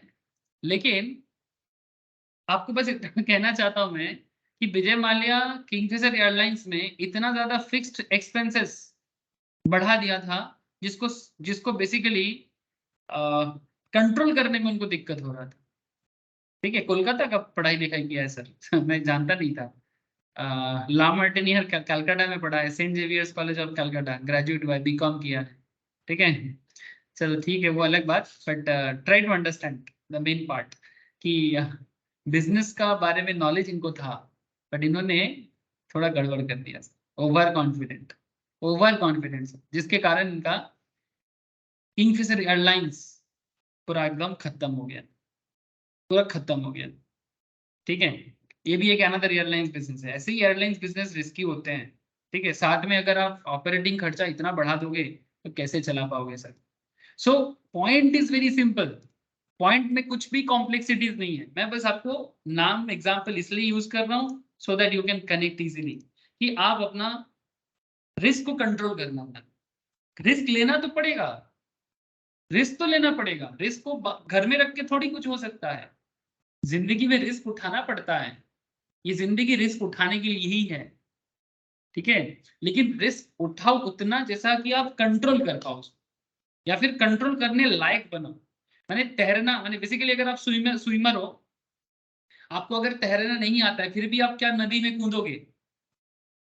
नदी में कूदने से पहले बात को समझे सर, नदीते सातार काटार आगे सातार जानते हो ना, सिंपल बात। तो सातार माने controlling, control yourself, you have to know swimming क्या होता है, स्विमिंग करते कैसे हैं। पहले छोटा छोटा तालाब में देखो, फिर गंगा में जाओ सर। हाँ, और एक दिन तालाब में जाके फिर नेक्स्ट दिन गंगा में जाओगे तो क्या होगा, यही दिक्कत है। सो ऑपरेटिंग एक्सपेंस कंट्रोल कर पाना बिजनेस के लिए एक ऑलवेज इंपॉर्टेंट पार्ट होता है। ये सिंपल सी चीज बहुत सारे बड़े बड़े बिजनेसमैन को समझ में नहीं आए, छोटा मोटा लोग तो गलती करते ही हैं। सर ये था डीओएल, ये था डीओएल का कॉन्सेप्ट, लेकिन ये तो खत्म नहीं है, इसमें बहुत सारा बात करना बाकी है। कॉन्सेप्ट ऑफ फाइनेंशियल लेवरेज क्या है sir? Financial leverage financial risk को जन्म देता है। जैसे कि मैं आपको पहले ही बोला सर कि फाइनेंशियल रिस्क कहां से जन्म लेता है? लोन वगैरह से, फिक्स्ड फाइनेंशियल ऑब्लिगेशन से। फिक्स्ड फाइनेंशियल ऑब्लिगेशन कैसा होता है सर? फिक्स्ड फाइनेंशियल ऑब्लिगेशन, सबसे बड़ा financial obligation loan, basically loan का इंटरेस्ट। प्रेफरेंस शेयर होल्डर का प्रेफरेंस डिविडेंड, शेयर होल्डर होते हैं ये प्रेफर्ड वे में फिक्स रेट में कंपनी में इन्वेस्ट करते हैं और वो कंपनी से एक्सपेक्ट करते हैं कि कंपनी उनको एक प्रेफरेंस डिविडेंड दे। नॉर्मली 12%, 14% ऐसे रेट होता है सर। और इंटरेस्ट तो पता ही आपको 12, 15, 18, 20 डिपेंड करता है सिचुएशन टू सिचुएशन। तो बिजनेस अगर 100 टका कमाएगा और 15 टका लोन पे करेगा या 18 टका लोन पे करेगा, 20 टका लोन पे करेगा, तो ऑब्वियसली कमाना पड़ेगा ना पहले, फिर ना लोन पे करेगा। मैंने 100 टका अगर आप 100 रुपीज अगर आप बिजनेस पे इन्वेस्ट किए हो और आपने मार्केट में 15 रुपीज, हेलो, अगर आपने मार्केट में 15 रुपीज का लोन लेके रखे हो, मैंने 15% आपको इंटरेस्ट भरना है, पॉइंट टू बी नोटेड, ये 100 रुपीज आपका लोन का 100, मैंने आपने फाइनेंस किया सिंपल फाइनेंस से, सिंपल फाइनेंस। 100 रुपीज आपके पास नहीं था, आपने 100 फाइनेंस किया, बैंक ने बोला 100 दे रहे बट बदले में 15 टका दे देना, तो 100 का 15% होता है 15 रुपीज। तब अब जैसे आप 100 रुपीज इन्वेस्ट करोगे तो 100 तो कमाना ही है और 15 टका एक्स्ट्रा कमाना है, तब जाके आप बैंक का लोन चुका, मतलब इंटरेस्ट रीपे कर पाओ। इसके बाद भी आपको और एक्स्ट्रा 5 टका तो कम से कम कमाना है, मैंने कम से कम 100 टका इन्वेस्ट करके 120 टका तो कमा लो भाई। 15 टका बैंक को दे देना, 5 टका खुद का रख लेना कम से कम, नहीं तो कैसे आगे बढ़ोगे, नहीं तो कैसे आगे बढ़ोगे। फिर धीरे धीरे बिजनेस में 5 टका की जगह 10 टका, फिर 12 टका, फिर 15 टका और अपने पास रख पाओगे खुद का। तो ये कहना आसान है सर, रियल लाइफ में करना थोड़ा सा वक्त लगता है, प्रॉपर डिसीजन होना चाहिए। टफ नहीं है बट डिसिप्लिन है, टफ नहीं है बट डिसिप्लिन है। बड़े बड़े लोग डिसिप्लिन मेंटेन ना करने के कारण फेलियर हो जाते हैं। लाइफ कंट्रोल भी होना चाहिए। ये आपको एक छोटा सा चीज बताता हूँ, मैं अभी आपको एक इंसान के बारे में बात कर रहा था, विजय माल्या। विजय माल्या क्यों फेलियर रहा है, इसके पीछे इनका बिजनेस दिमाग फेलियर नहीं था। ये बिजनेस बिजनेस दिमाग वाइज इनका दिमाग बहुत टॉप क्लास था, इसमें आज भी कोई डाउट नहीं है, and as a businessman respectable है। बट इनका जो लाइफस्टाइल है ना, ये इनको दिक्कत में डाल दिया सर। जो फ्लैम्बॉयंट एटीट्यूड है, इनका लाइफस्टाइल बहुत ज्यादा लग्जरी है, माने इनकम जितना करते हैं उड़ाते हैं उससे ज्यादा है, और यही दिक्कत हो गया सर। डिसिप्लिन लाइफ भी होना चाहिए, इसीलिए जब किसी कंपनी में इन्वेस्ट करो तो कंपनी का ओनर का लाइफस्टाइल को भी देखो, वो भी आपको इंस्पायर करता है। एक तरफ विजय माल्या और एक इंसान का नाम कहता हूँ, उनका भी लाइफस्टाइल फॉलो कर सकते हो, वो भी काफी फेमस बिजनेसमैन है। बट इस बार मैं प्राउडली एक बंगाली बिजनेसमैन का नाम लूंगा सर। सर किसका नाम बताने जा रहा हूँ, कोई तो बोल पाओगे sir?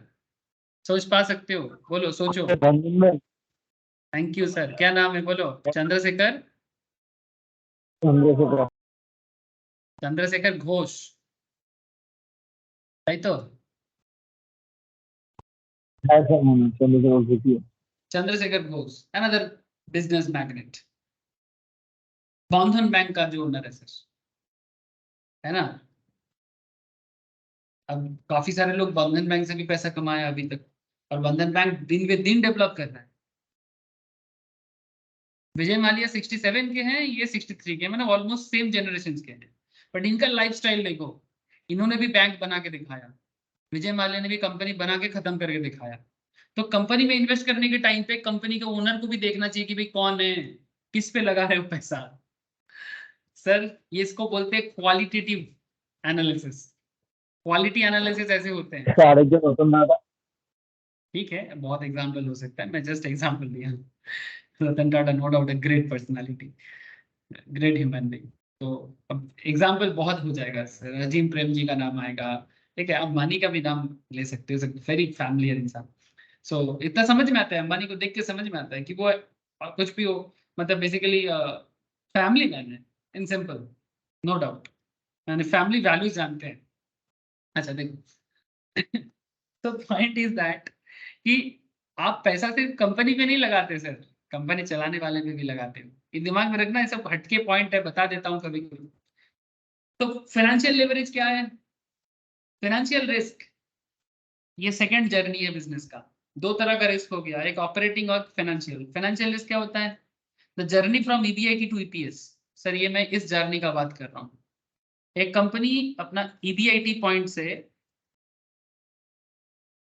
Earning per share point तक चलता है, ईबीआईटी टू ईपीएस, मैंने जो शेयर होल्डर है उनको क्या मिलेगा, इस जर्नी के बारे में डिस्कशंस करते हैं financial leverage.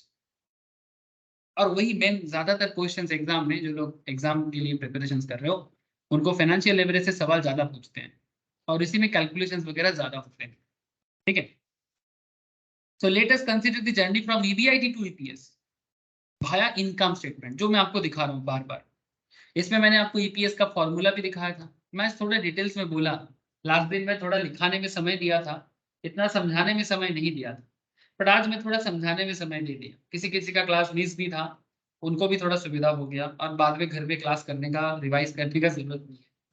Earning per share equals to क्या हो गया sir? EBIT minus I into 1 minus T minus DP by divided by N, माने नंबर ऑफ शेयर होल्डर।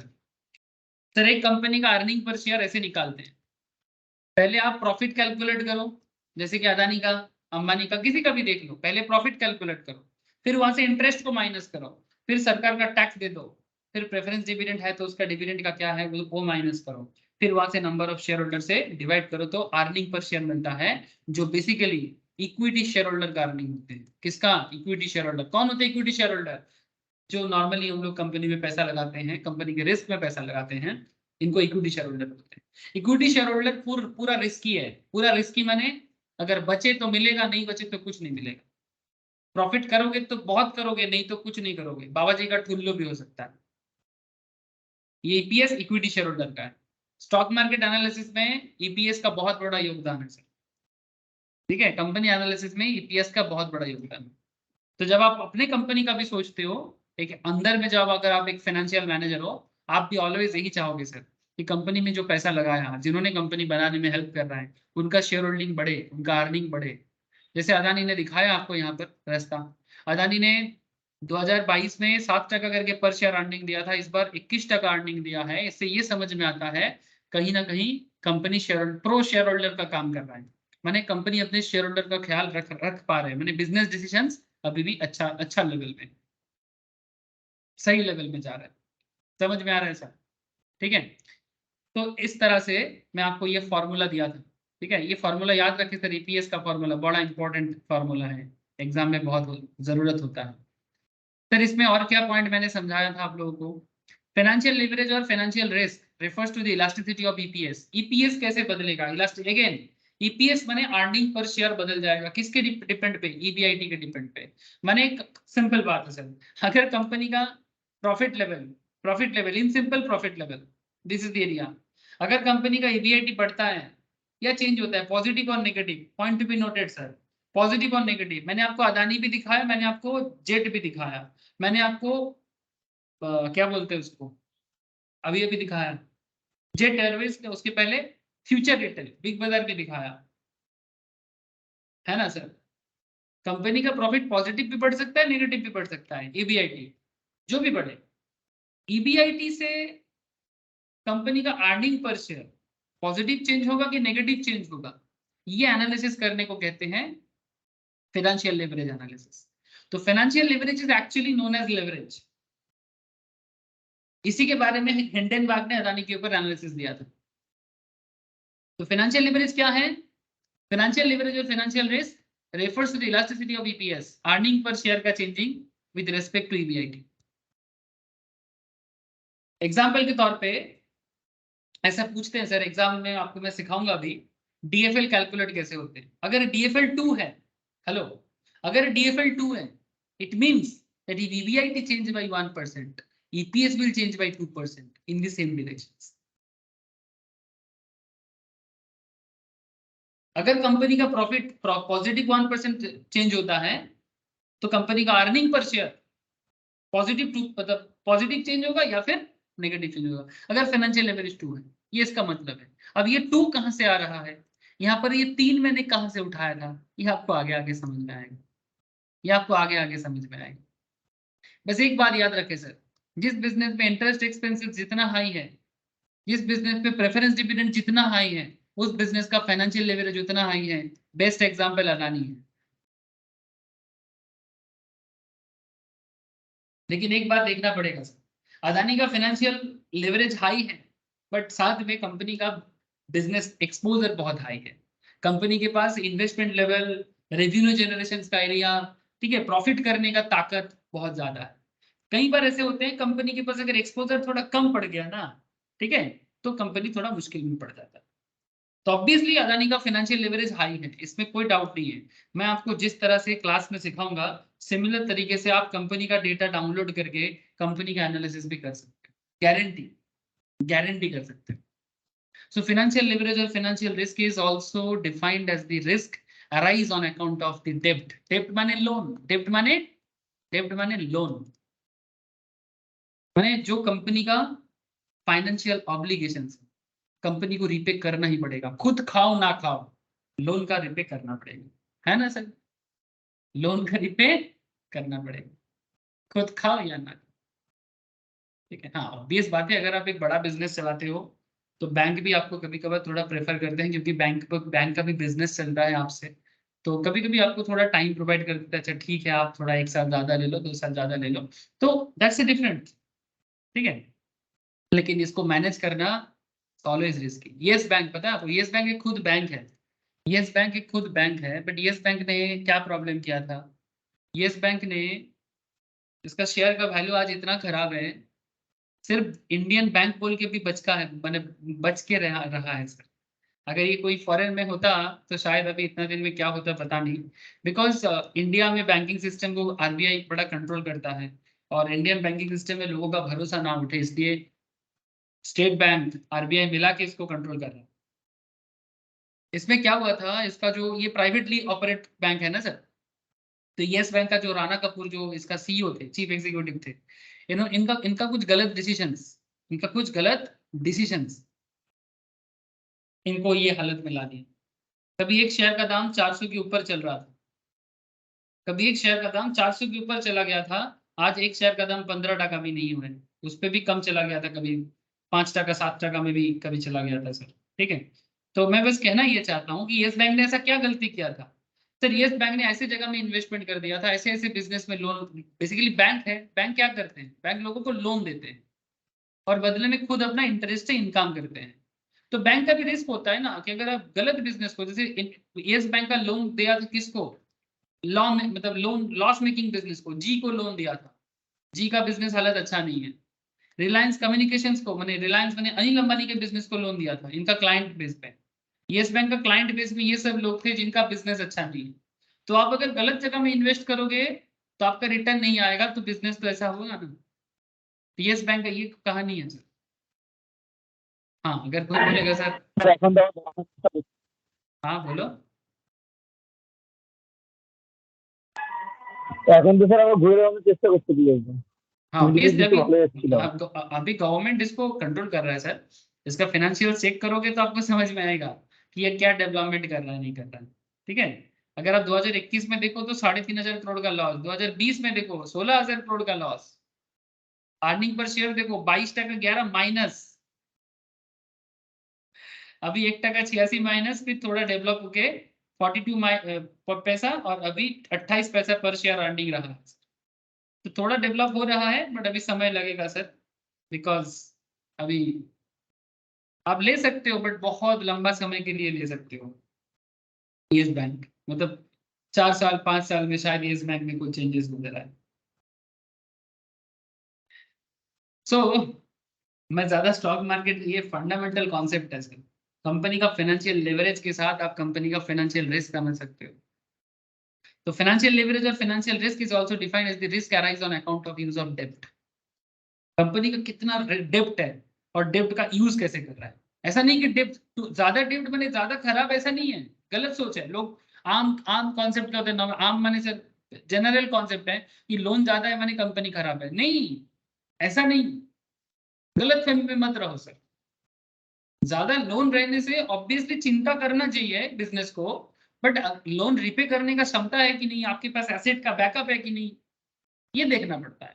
ज्यादा लोन से कोई दिक्कत नहीं है, कोई भी बोका नहीं है। कोई बैंक किसी को लोन देता है, हाँ ऑब्वियसली कभी कभी कोई बोकामी करता है, माने बोकामी माने समझते हो ना, बोकामी माने बेसिकली गलत डिसीजन, वो अलग चीज है। बट आप इतना समझो कि कोई किसी को लोन प्रोवाइड करेगा बिना एसेट बैकअप का, थोड़ी लोन देगा। इतना फाइनेंशियल गधा है सब, नॉलेज वाइज। ठीक है, तो एसेट देख के ही, एसेट क्लास को देख के ही लोन प्रोवाइड होता है। ठीक है, so point is very simple. Financial leverage क्या है? EBIT change by 1%, EPS will change by 2% in the same direction. So financial leverage or financial risk refers to the elasticity of EPS with respect to EBIT. With respect to EBIT, मैंने earning before interest and tax. ठीक है, EBIT जितना अच्छा change होगा EPS उतना अच्छा change होगा, EBIT जितना खराब चेंज होगा EPS उतना खराब चेंज होगा। और जितना आपके बिजनेस में इंटरेस्ट हाई है उतना आपका फाइनेंशियल बर्डन ज्यादा है, जितना आपका प्रेफरेंस डिविडेंड हाई है उतना आपका फाइनेंशियल बर्डन ज्यादा है। फाइनेंशियल बर्डन ज्यादा माने रिस्क ज्यादा, और रिस्क ज्यादा माने कंट्रोलिंग अच्छा होना चाहिए। अगर कंट्रोलिंग फेलियर है तो बिग बाजार या किंगफिशर एयरलाइंस या जेट एयरवेज या कोई भी फेलियर कंपनी की तरह हालत हो सकता है। समझ रहे सर? ये दोनों चीज मैंने लास्ट दिन सिखाया था, उसके बाद मैंने कंबाइन एंड टोटल लेवरेज में बात किया था कि आगे टोटल एंड कंबाइन लेवरेज क्या होता है। टोटल या कंबाइन लेवरेज मैंने सेम कॉन्सेप्ट है, इसमें एक चेन समझाया था कि आखिर एक बिजनेस को सेल से ईपीएस तक का जर्नी कवर करना पड़ता है। मैंने बिजनेस को क्या करना है, हर बिजनेस को, पान वाला से लेके अंबानी। सर पान वाला के साथ अंबानी का किस तरह से आप कनेक्टिविटी कर दिए सर? अगर मोमो का दुकान वहाँ मोमो बन सकता है, हाँ, ओयो अगर एक होटल चेन बना सकता है, तो पान का चेन नहीं बन सकता? पूरे भारत में जहां जहां पर भी जाओगे ना, आपको एक पान का भंडार का नाम मिलेगा, 84 आप पान স্যার भंडार। MBA চায় वाला। हाँ, MBA चाय वाला। तो आप ना ऐसे, वेरी गुड सर। ठीक है, आप इस तरह MBA से कभी बिजनेस को ना आते सर। ठीक है, वैल्यूएशन देखो। ठीक है, चौरसिया पान भंडार में भारत के हर कोने में दिखता हूँ। मैं भी चौरसिया का जो टाइटल होल्ड करते हैं जो लोग, सर ने, उनको पान का बिजनेस में बहुत ही मैं जहाँ भी जाता हूँ, हमारे कोलकाता में भी है, बनारस में भी है, राजस्थान में भी मैंने देखा, इवन नॉर्थ इंडिया में ज्यादा दिखता है obviously. So my point is that कि पान वाला भी सेम कॉन्सेप्ट में चलता है, सेल से ईपीएस तक का जर्नी। अब ये जर्नी बीच में कौन आता है? ईबीआईटी। तो सेल्स करो, फिर ईबीआईटी तक पहुंचो, फिर अर्निंग पर शेयर तक पहुंचो। इस रास्ते का नाम है DTL, degree of total leverage, जिसमें आपको 2 रिस्क का सामना करना पड़ता है। जो सामना कर लिया वो आगे निकल गया, जो नहीं कर पाया वो पीछे रह गया। सर मुझे एक गाना याद आ गया सर, आपको ना मतलब आप लोग शायद सोचो कि आप पागल हो सर, कभी भी कुछ भी गाना याद आ जाता है आपको। हाँ सर, थोड़ा पागल तो हूँ। मुझे याद आया सर, बचपन में ना वैष्णो देवी ट्रिप मतलब बेसिकली विजिट किया था, माता का मंदिर नॉर्थ इंडिया में। तो फिर से जाने का बड़ा इच्छा है। तो वैष्णो देवी ट्रेकिंग कर रहे थे। तो वैष्णो देवी ट्रेकिंग करते करते नॉर्मली बंगाली लोगों में क्या है ना सर, हम लोग बंगाली ग्रुप थे, तो थोड़ा मतलब भगवान का नाम जोर जोर से चिल्ला के बोलने का इतना आदत नहीं है। लेकिन बाकी जो नॉर्थ इंडियन कास्ट होते हैं, इनको ना ऐसे बोलने का बड़ा इच्छा होता है कि जोर से मतलब ऐसे जोर से बोलो जय माता दी, आगे बोलो जय माता दी। मतलब नॉर्मली बोलते हैं बंगाली लोग, ऐसे थोड़ा बोरिंग टाइप में चल रहा है, जैसे ट्रेक कर रहा है, तो कहीं ना कहीं जोश खत्म हो रहा है। तो एक ऐसे ही ग्रुप आ रहा था और बहुत तेज से ऐसे चिल्ला रहा था, तो मैं उनके साथ भी बोलना चालू किया। फिर हम लोग के फैमिली ग्रुप में जितना थे, सब उन लोगों के साथ भी बोलते बोलते हम लोग कब पहाड़ी चढ़ गए 14-15 किलोमीटर, समझ भी नहीं आया। सो बेसिकली तो उसमें एक लाइन था जो वो नॉन बंगाली कास्ट अपने टोन में यूज कर रहे थे, तो वो मुझे याद है। तो बोलते हैं कि जो आगे रह गए जय माता दी, जो पीछे रह गए जय माता दी। मैंने एक्चुअली ट्रेक करते करते होता है सर, कोई आगे चले जाते हैं, कोई पीछे रह जाते हैं। तो वो लोग गाने में बोल रहे हैं कि जो आगे रह गए जय माता दी, जो पीछे रह गए जय माता दी। तो मैं बेसिकली इस चीज को इस तरह से आपको बताना चाहता हूँ कि जो सामना कर गए जय माता दी, माने ऑपरेटिंग लिवरेज को आप अगर टैकल कर लिए, माने आप समझो कि आपका बिजनेस पार हो गया, पहला पहला पड़ाव। नहीं संभाल पाए, पीछे रह जाओगे। अच्छा, अगर ये संभल पाए, आगे का जो रास्ता है वो फाइनेंशियल लिवरेज, अगर ये भी पार हो गए तो भगवान का एकदम, चाहे भगवान एकदम सामने पहुंच गए सर। ठीक है, तो जो आगे रह गए मतलब अगर ऑपरेटिंग लिवरेज और फाइनेंशियल लिवरेज ये दोनों कंट्रोल हो गया, माने बिजनेस एकदम सक्सेस का सीढ़ी चूमेगा सर। ठीक है, बोलते हैं ना सक्सेस विल किस योर लेग, ऐसे बोलते हैं ना। हाँ, सक्सेस आपकी पैर चूमेगी, ऐसे डायलॉग बोलते हैं। तो इट्स लाइक दैट। तो बिजनेस अगर operating leverage and financial leverage को समझ पा गया, कंट्रोल कर लिया, आगे बढ़ गया। नहीं हो पाया तो पीछे रह जाएगा। जब तक नहीं क्रॉस कर पाएगा तब तक चिंता है। बड़े बड़े business valuation wise, Paytm, Zomato, Nykaa, बड़े बड़े बिजनेस वैल्यूएशन हाई है, फ्यूचर बड़ा अच्छा है, लेकिन अभी भी ना ऑपरेटिंग लेवरेज और फाइनेंशियल लेवरेज के बीच में है। मेनली अभी ऑपरेटिंग लेवरेज तो कंट्रोल कर लिया मैक्सिमम ने, लेकिन अभी फाइनेंशियल लेवरेज का चोट खा रहा है सर। फाइनेंशियल लेवरेज का चोट खा रहा है, चोट दिल पे लगी, ऐसा हालत है। इसलिए रिलायंस का शेयर, पेटीएम का शेयर एक्सपेक्टेशन इतना हाई था, मेरा भी हाई था सर, मैं भी सोचा था कि शायद अच्छा होगा, बट मैं इस केस पे फेलियर रहा सर। ठीक है, तो मैंने भी सोचा कि पेटीएम क्या गजब करेगा, बट सर कहीं ना कहीं ये गलत होते हैं। हर बार मैं सक्सेस नहीं होता, मैं भी फेलियर होता हूँ सर। ऐसा थोड़ी है कि हमेशा सर आप पॉजिटिव बात करते हो तो क्या नेगेटिव नहीं है। नहीं सर, मैं क्लास में पेटीएम की वजह से, मैं अदानी के बारे में बड़ा पॉजिटिव था, बट पेटीएम के बारे में मैं स्टूडेंट को बोला था कि फ्यूचर अच्छा है, बट इतना समय लगेगा ये समझ में नहीं आया था। और इतना जोर से गिरा पेटीएम, इतना जोर से गिरा, क्या बताऊं आपको। इसका मेन पीछे रीजन था कि पेटीएम का फाइनेंशियल जो प्रॉफिट है वो अभी तक नहीं आया सर। अभी भी पेटीएम प्रॉफिटेबल बिजनेस नहीं हो पाया सर। देख सकते हैं आप यहाँ पर, ये देखो 2021 में 280 1696 करोड़ का नेट इनकम, फिर 2392 करोड़ का नेगेटिव, सब नेगेटिव इनकम है। अभी भी नेगेटिव इनकम, अभी भी नेगेटिव इनकम, अभी भी नेगेटिव अर्निंग पर शेयर है। तो जब तक ये पॉजिटिव में नहीं बदलता तब तक पेटीएम का मतलब किस्मत नहीं बदलेगा। विजय शेखर शर्मा अभी भी उनको स्ट्रगल बहुत करना है, कहानी अभी बाकी है। ऐसा एक नहीं सर, जोमेटो को भी देखो सेम हालत है, दीपेंद्र गोयल। मतलब जोमेटो का ओनर प्रमोटर। इसका आप ये चेक करो, कंपनी का शेयर का अभी तक का सिचुएशन चेक करो। सर ये देखो फ्लिपकार्ट अकाउंट फ्लिपकार्ट लिस्टेड नहीं है, फ्लिपकार्ट लिस्टेड না नहीं স্যার है। মানে ফ্লিপকার্টের অ্যাকাউন্ট পুরো তো ওয়ালমার্টের আন্ডারে চলে আসে। बहुत दिन से फ्लिपकार्ट स्टॉक मार्केट लिस्टेड नहीं है, प्राइवेटली ऑपरेट होता है। ये देखो सर, कहाँ कहाँ से कहाँ गिरा पेटीएम, देखो फाइनेंशियल रिस्क मेनली, मैंने इसका मेन भी ऑपरेटिंग रिस्क, इसका फाइनेंशियल रिस्क नहीं होता, इसका फाइनेंशियल पार्ट में उतना नहीं है। आप देख सकते हो इसका इंटरेस्ट वगैरह देखो कहाँ है, ये देखो कहाँ लोन उतना नहीं है, 23 करोड़ का, 41 करोड़ का, 37 करोड़ का लोन उतना नहीं है, इंटरेस्ट का बर्डन नहीं है। इसका प्रॉब्लम मेनली यहाँ पर है, यहाँ पर है, इसका मेन प्रॉब्लम इधर है। मतलब रेवेन्यू जनरेशन एक इश्यूज है, ठीक है, रेवेन्यू जनरेशन बड़ा है, ये पॉजिटिव बात है, जिसके कारण अभी रिसेंटली शेयर में ग्रोथ देखने को मिला। 5,000 करोड़ से 8,400 करोड़ का सेल जनरेट हुआ है, ठीक है, मैंने सेल बढ़ा है, बट उसके हिसाब से इसका एम्प्लॉय कॉस्ट भी बहुत ज्यादा हुआ है। 2,400 करोड़ से एम्प्लॉय कॉस्ट 9,000 करोड़ में हुआ, तो इट्स ह्यूज। तो कंपनी अभी ये स्ट्रगल कर रहा है, मतलब बिजनेस ग्रोथ सिचुएशंस में।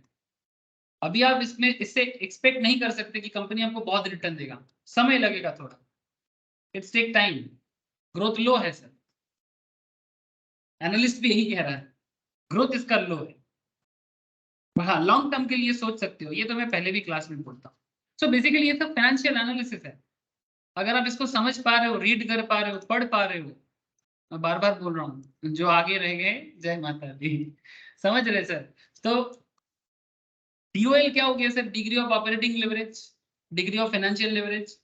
जैसे मैंने एग्जांपल दिया था डीओएल 3 डीएफएल 2, तो डीटीएल हो जाएगा 6, इंटू कर देते हैं, तो ओवरऑल आपका टोटल लीवरेज हो गया 6। इसका क्या मतलब, डीटीएल 6 का क्या मतलब, what is the meaning of DTL 6? If DTL is 6, this means that if quantity when sales change by 1%, EPS will change by 6%. अगर कंपनी का DTL 6 है, इसका मतलब ये होता है कि अगर सेल्स 1% में बदलते हैं, अर्निंग पर 6% में बदलेगा इन द सेम डायरेक्शन। और यहाँ पर मैंने अर्निंग पर शेयर का फॉर्मूला जो है उसको मैं थोड़ा और थोड़ा सा मैं मैथमेटिकली प्रेजेंट किया था, एकदम जैसे नॉर्मली यहाँ पर भी ईपीएस का फॉर्मूला दिया था, EBIT माइनस आई, लेकिन यहाँ पर मैंने क्या किया, EBIT को भी मैंने तोड़ दिया था। जैसे EBIT का फॉर्मूला क्या था, ये वाला था EBIT को तोड़ दिया, Q into P minus B minus A, तो मैंने लेटेस्ट फॉर्मूला में ये वाला यूज कर लिया। कभी कभी एग्जाम्पल जब सॉल्व करने देंगे ना, तो आपको ये जरूरत पड़ेगा, Q into P minus B minus I into I into 1 minus T minus DP divided by N. मैंने EBIT का जो कॉन्सेप्ट है उसको तोड़ के लिख दिया, ठीक है, और कुछ नहीं है सर, ये थोड़ा प्रैक्टिस करने से याद आ जाए, ठीक है, थोड़ा प्रैक्टिस करने से याद आ जाए। तो अल्टीमेटली आपका पूरा रास्ता क्या है, क्यू से लेके ईपीएस तक का जर्नी, क्यू से लेके ईपीएस तक का जर्नी। अगर ये जर्नी समझते हो तो लेवरेज आपको हेल्प करेगा। मैंने रेवेन्यू से लेके ईपीएस तक का जर्नी, यही लेवरेज का चैप्टर का मेन पर्पस है, ठीक है। ये समझ जाओगे तो कंपनी एनालिसिस वगैरह करने में आपको बहुत हेल्प होगा, बहुत हेल्प होगा सर। बेसिकली मैंने अभी तक नया कुछ नहीं बताया आज, जो मैंने लास्ट क्लास में समझाया था मैं उसी को रिपीट किया मैंने। हाँ ऑब्वियसली लास्ट दिन मैंने इतना डिटेल्स में तो नहीं बोला था भाई, तो या तो डिटेल से बोली नहीं था, तो लास्ट क्लास है आज के अनेक डिटेल না से স্যার बोले दिया, मैंने प्योर एनालिसिस दे दिया, वो भी अदानी के साथ साथ, अदानी के साथ, जेट के साथ, विजय माल्या के साथ, बहुत सारा एग्जाम्पल हो गया। चलो सर ठीक है, अंडरस्टैंडिंग बहुत गजब जा रहे हैं, कोई दिक्कत नहीं सर, और थोड़ा सा चलो कुछ तो न्यू करें, नहीं तो मेरा मन नहीं मानेगा, ऐसा लगेगा कि आज कुछ भी नया नहीं पढ़ा है। ओके, लेकिन ठीक है, ये भी जरूरी था सर, एक आइडिया क्लैरिटी होना जरूरी था सर। मैं आपको ना एक फॉर्मूला पहले लिखाता हूँ, उसके बाद मैं आपको एक क्वेश्चन सॉल्व कराता हूँ सर। ये सब फॉर्मूला याद करना पड़ेगा, हाँ जरूरत है, स्पेशली जिनको एग्जाम देना है उनके लिए तो और ज्यादा। Numerator by divided by denominator, sir क्या है ये न्यूमरेटर डिवाइडेड बाय डिनोमिनेटर? बताता हूँ सर। वेर फॉर्मूला जनरेशन सिखाने का जरूरत नहीं है, बिकॉज हम लोग फाइनेंस में ना एप्लीकेशन समझते हैं, जनरेशन की। न्यूमरेटर का मतलब है यहाँ पर, मैंने जिसको हम लोग बंगाली में बोलते हैं लॉग एंड हॉर। जो लोग बंगाली वर्जन से पढ़ाई किए हैं, जिनको न्यूमरेटर डिनोमिनेटर समझ में नहीं आता, उनके लिए बोल देता हूँ सर। इसको बंगाली में हम लोग लॉग एंड हॉर बोलते हैं ना, बस वही चीज। ठीक है, जो भी बंगाली वर्जन से पढ़ा किया है, जैसे मेरा बचपन तो बंगाली मीडियम था ना सर, तो मैं सब ये सब इसलिए ना बंगाली मीडियम का दर्द मैं समझता हूँ। हर कोई कन्वेंट में तो नहीं पढ़ा होगा, तो या इंग्लिश मीडियम में नहीं पढ़ा होगा, तो सबको हर चीज का पता नहीं है। और लैंग्वेज का भी बैरियर नहीं होना चाहिए। एक भाषा को इतना भी ज्यादा सर पे मत चढ़ाओ कि किसी भी सब्जेक्ट को सीखने में मतलब डिफिकल्टीज हो जाए। अगर सब्जेक्ट को सीखना है, लैंग्वेज में कोई बैरियर है, तो लैंग्वेज को तोड़ो थोड़ा सा। लैंग्वेज को इतना इंपॉर्टेंस मत दो। ठीक है, इंपॉर्टेंस मत दो मैं इतना कहना चाहता कि ठीक है सीखते सीखते सीख जाओगे, लेकिन अगर किसी के इंग्लिश वीक है, इसका मतलब ये नहीं कि उसको कुछ समझ में नहीं आएगा। सब समझ में आएगा, क्योंकि नॉलेज वाइज कोई भी पीछे नहीं रहता है, चाहे वो कोई भी वर्जन में पढ़ाई किया। अच्छा, when numerator equals to profit just before F माने फिक्स कॉस्ट। ठीक है, प्रॉफिट जस्ट बिफोर एफ माने फिक्स कॉस्ट के पहले का प्रॉफिट। ध्यान से सुनना सर, हर बिजनेस को फेस करना पड़ता है, पान वाला से लेके अंबानी तक।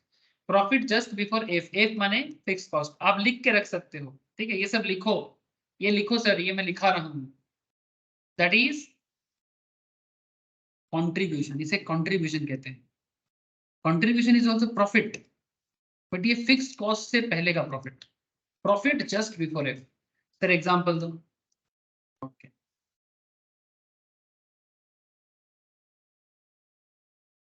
अगर मैं पेटीएम का एग्जांपल भी यूज करूं, तो इट्स लाइक सर ईबीआईटीडी है, दिस इज द, ये नेगेटिव प्रॉफिट में है ना, चलो इसको हटाओ। नेगेटिव प्रॉफिट वाले को भी हटाओ, पॉजिटिव प्रॉफिट वाले कौन है देखते हैं। बहुत सारे एचडीएफसी बैंक ले लेते हैं। एचडीएफसी बैंक का फाइनेंशियल्स में चलते हैं, और इसका नेट इनकम ईबीआईटी चाहिए सर, ईबीआईटी नहीं ईबीआईटी है। फिक्स कॉस्ट क्या है, डिप्रिसिएशंस वगैरह है ना, तो उससे पहले का profit, this one. Profit just before, hello, profit just before F, F माने फिक्स कॉस्ट, फिक्स कॉस्ट से पहले का प्रॉफिट। जैसे एचडीएफसी बैंक का है 61,498, तो इसको कहते हैं कंट्रीब्यूशन। क्या कहते हैं सर इसको? इसको कंट्रीब्यूशन कहते हैं। बिजनेस ने अपना रेवेन्यू से कॉस्ट को माइनस करके क्या कंट्रीब्यूट किया, रेवेन्यू से, सेल से, रेवेन्यू मैंने सेल से वेरिएबल खर्चा को माइनस करके क्या कंट्रीब्यूट किया। ठीक है, तो इसको कंट्रीब्यूशन कहते हैं। तो प्रॉफिट जस्ट बिफोर एफ को हम लोग यहाँ पर न्यूमरेटर मानेंगे, मैंने लॉग मानेंगे। ठीक है, लॉग जिसको समझ में नहीं आ रहा है वो छोड़ो सर वो basically for the Bengali medium बंदे के लिए है, जो बंगाली में पढ़ा है उनके लिए बोला। इसको हिंदी में क्या बोलते हैं मुझे नहीं पता, बिकॉज मैं हिंदी मीडियम में ये सब टेक्निकल टर्म्स नहीं पढ़ा। मुझे सिर्फ हिंदी बोलना आता है, बट टेक्निकल टर्म मुझे उतना नहीं पता। अच्छा देखो, तो profit just before F that is contribution. ठीक है, आगे देखो सर, डिनोमिनेटर, यहां पर आप लिखो profit just after tax, that is EBIT, fix cost के बाद का प्रॉफिट। चलो एचडीएफसी बैंक में देख लेते हैं, fix cost for profit, PBIT लिखा है यहाँ पर, इसको ईबीआईटी भी बोलते हैं। पी माने प्रॉफिट, ई माने अर्निंग, एक ही बात है। Profit before tax, interest and tax, and EBIT माने earning before interest and tax. इसके बाद इंटरेस्ट दिया जाएगा, फिर जाके पीबीटी, फिर यहाँ से टैक्स दिया जाएगा, फिर जाके नेट इनकम, फिर उसको डिवाइड करना है नंबर ऑफ शेयर होल्डर से, फिर अर्निंग पर शेयर डिस्ट्रीब्यूट होता है। ठीक है, तभी शेयर होल्डर का कमाई होता है, कमाई माने इनकम। ठीक है सर, तो डिनोमिनेटर में क्या हुआ, profit just after F that is EBIT. ठीक है, दैट इज ईबीआईटी। अब इसको अगर मैं फॉर्मूला बनाऊं तो क्या मिलेगा, DOL equals to Q into P minus B divided by Q into P minus B minus F. Sir ये किसको समझ में आया, कि मैंने क्या किया। इसको अगर आप ऐसे समझना चाहते हो तो इसको आप ऐसे बोल सकते हो, contribution divided by EBIT. Exam में बड़ा काम आता है सर, समझा करो। Contribution by EBIT, sir contribution by EBIT को मैंने तोड़ दिया। कंट्रीब्यूशन बाय ईबीआईटी को मैंने तोड़ा। कंट्रीब्यूशन का मतलब होता है Q into P minus B. Sir ये मैंने कहां से उठाया, एकदम स्टार्टिंग में मैंने आपको जो इक्वेशन जनरेट किया था वही वाला, दिस वन। कंट्रीब्यूशन माने Q into P minus B. ये कैसे आया था, सेल्स माने P into Q, P into Q माने price into quantity, variable cost माने वेरिएबल कॉस्ट इंटू क्वांटिटी, है ना। कितना खर्चा किया उसके अंदर खर्चा कॉस्ट कितना है और कितना क्वांटिटी के पीछे खर्चा हुआ। कंट्रीब्यूशन कैसे मिला, Q कॉमन लिया और P माइनस बी को यहाँ ब्रैकेट में डाल दिया। ये मैथ्स है, सिंपल मैथ्स है ना। तो कंट्रीब्यूशन माने Q into P minus B, EBIT माने Q into P minus B minus F. I am just doing that. मैंने और कुछ नहीं किया, मैंने आपको बस इतना बोला कि यहाँ पर जो मैं फार्मूला ड्रॉ कर रहा हूँ, यहाँ पर जो फार्मूला मैंने ड्रॉ किया, ये फार्मूला आपको याद करना है पर समझ के। ओके, तो आपको पता ही है कि बिना समझ के प्रोफेशनल लेवल में कुछ भी नहीं हो सकता। प्रॉब्लम यही है कि बीकॉम में भी सेम चीज पढ़ाया जाता है, इनकॉम में भी पढ़ाया जाता है, बट वहां पर लोग रटते हैं only for the qualification purpose, सीखते नहीं है। यही चक्कर है देश में यूथ का बर्बादी का कारण, रटते रटते दिमाग खराब हो गया। Numerator by denominator, profit just before F, that is contributions, and denominator profit just after F, that is EBIT. DOL equals to Q into P minus B divided by Q into P minus B minus F. Contribution by EBIT, है ना sir. Contribution by EBIT, sir इससे क्या फर्क पड़ेगा। Wait, अभी तो party शुरू हुई है, अभी बहुत दूर जाना है। Let us analyze the formula.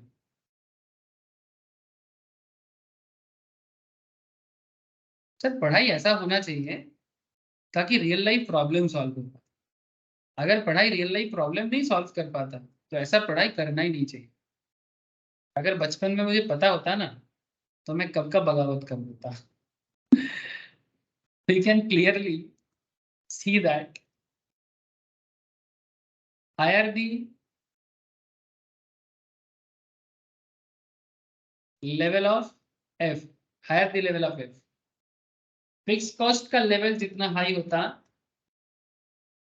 Higher the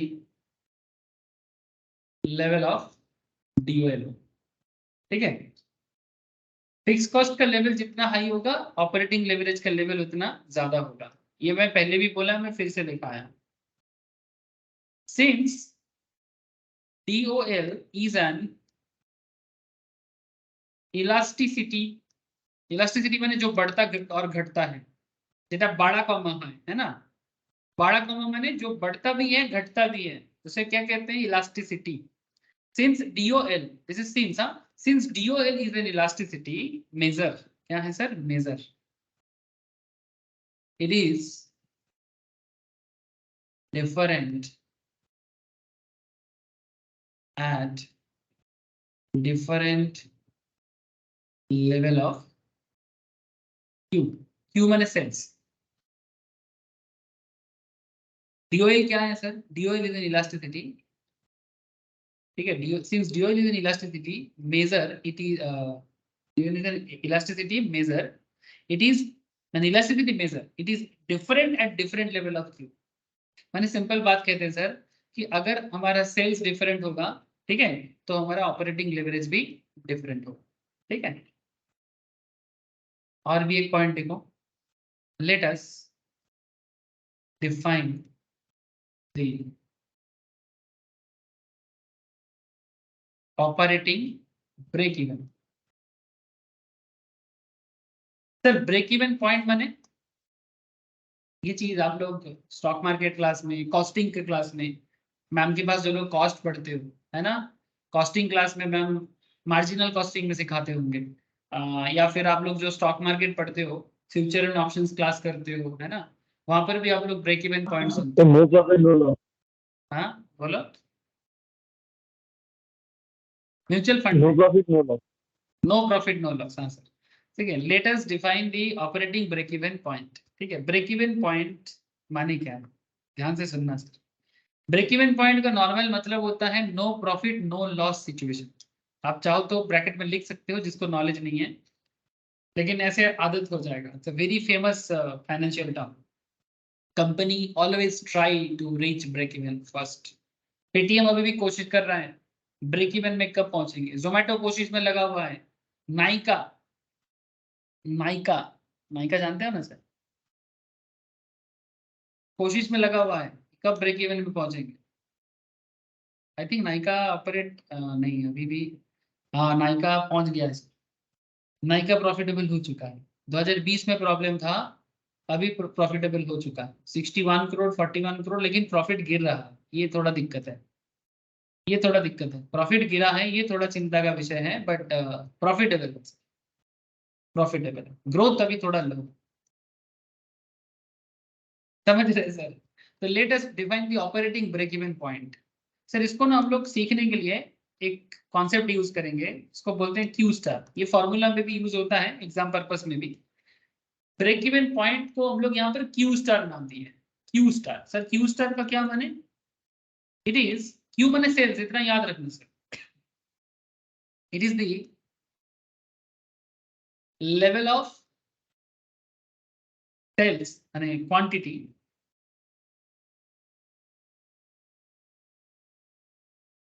it is the level of quantity, it is the level of quantity means sales at which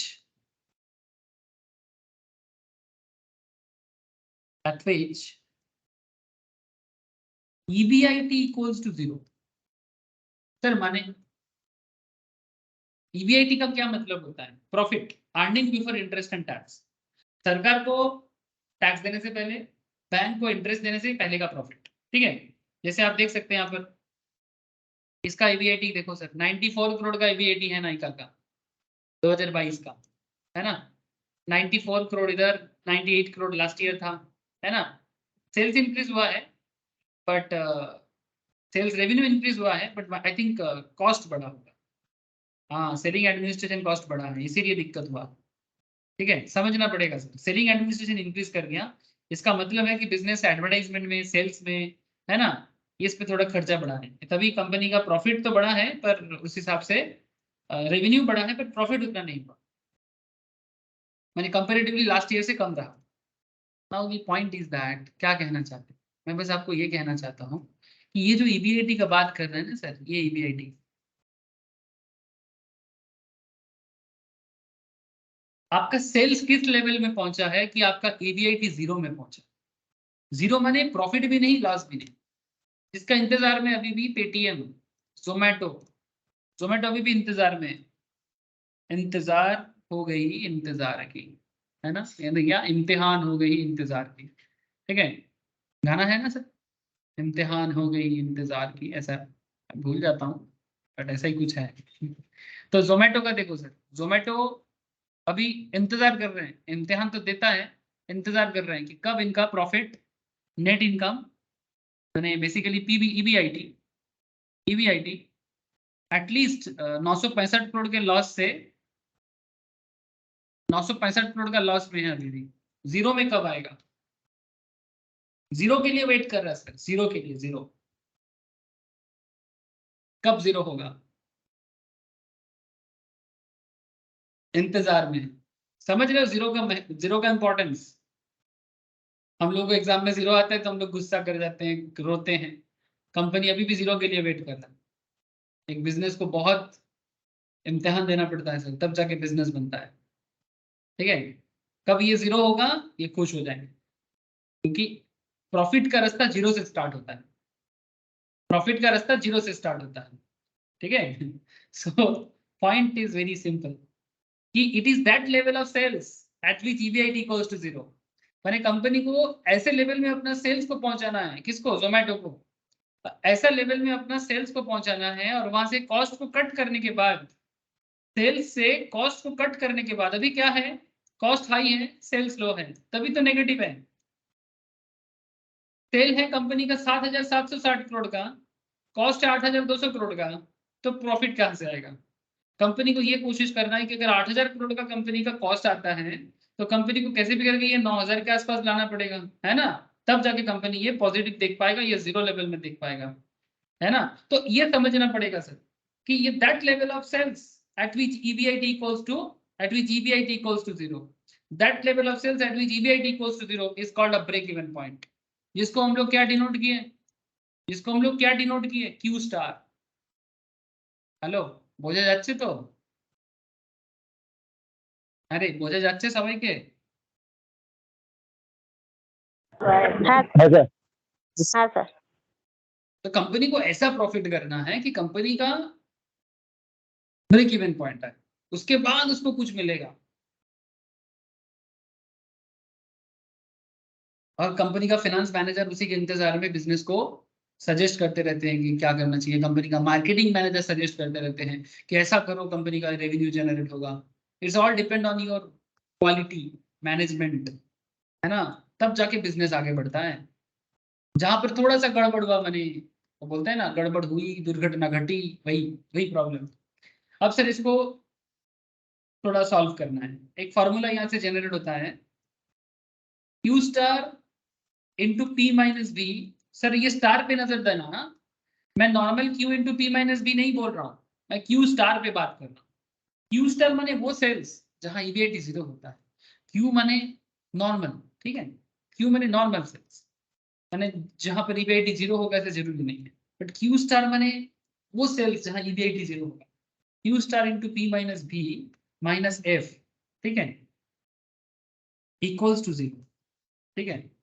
Q star into P minus B minus F equals to zero. तो Q into P minus B minus F माने EBIT, Q into P minus B minus F माने EBIT। ये actually EBIT को ही मैंने लिखा, but मैं तोड़ के लिखा। और मैं कौन सा EBIT को लिख रहा हूँ, जहां पर क्यू स्टार है।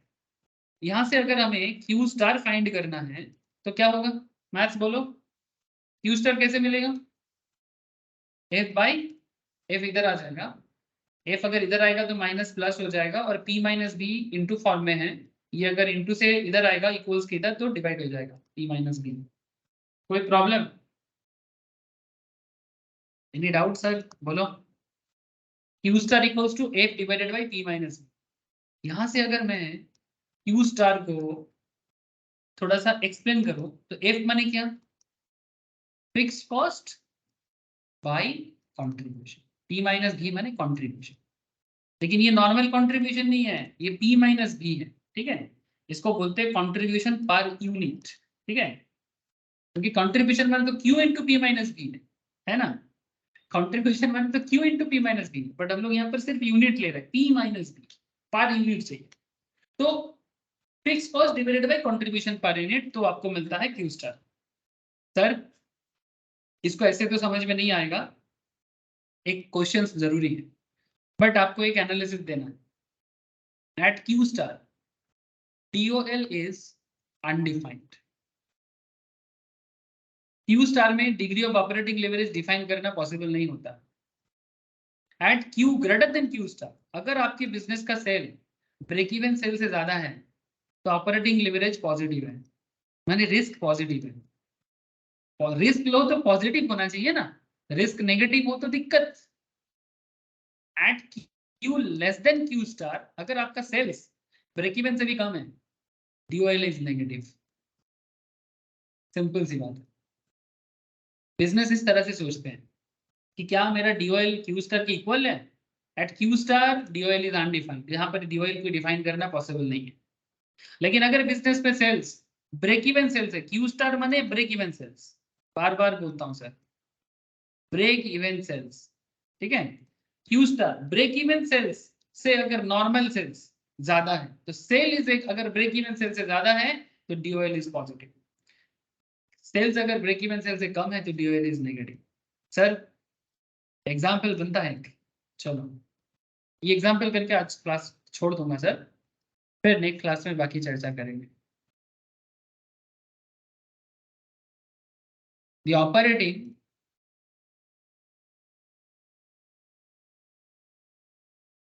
break even point of a farm is 10,000 units. मैंने 10,000 यूनिट सेल करता है तो बिजनेस ब्रेक इवन पॉइंट में आता है। 10,000 यूनिट। जोमेटो को जैसे, जोमेटो का यूनिट कैसे होगा, जोमेटो ये सोचेगा कि मैं पर डे कितना यूनिट सेल करने से मेरा ब्रेक इवन पॉइंट आएगा, कितना मेरा ऑर्डर जनरेट होने से मैं ब्रेक इवन पॉइंट में आऊंगा। जोमेटो ऐसे सोचते हैं। तो ये कोई भी बिजनेस की तरह आप सोचो। The operating break even point of a firm is 10,000 unit, ऐसे दिया है। It's operating fix cost, business का जो ऑपरेटिंग फिक्स्ड कॉस्ट है, मैंने बिजनेस को चलाओ, उसके लिए आपको कुछ करो ना करो 5 लाख का खर्चा है डेली का, मैंने डेली का नहीं सॉरी, मैंने बिजनेस को सेटअप करने का 5 लाख का फिक्स खर्चा है। इसको बोलते हैं ऑपरेटिंग फिक्स कॉस्ट। जैसे रेंट का खर्चा, मशीनरीज का डेप्रिसिएशन का खर्चा, ठीक है, इस तरह का फिक्स खर्चा। कैलकुलेट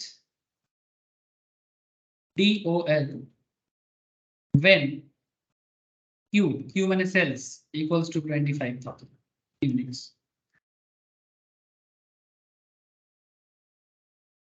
यस सर, सॉल्व करना है सर, कर पाओगे? Try first. हेलो, क्या सबको ट्राई कर रहे हो सर? बोलो। পূর্বা কি কিছু জিজ্ঞাসা করছেন? না স্যার ঠিক আছে, আচ্ছা, এটা তো মোটামুটি প্রথম থেকেই দেখছি, ব্যাপারটা বুঝতে পারছি। হুম হুম।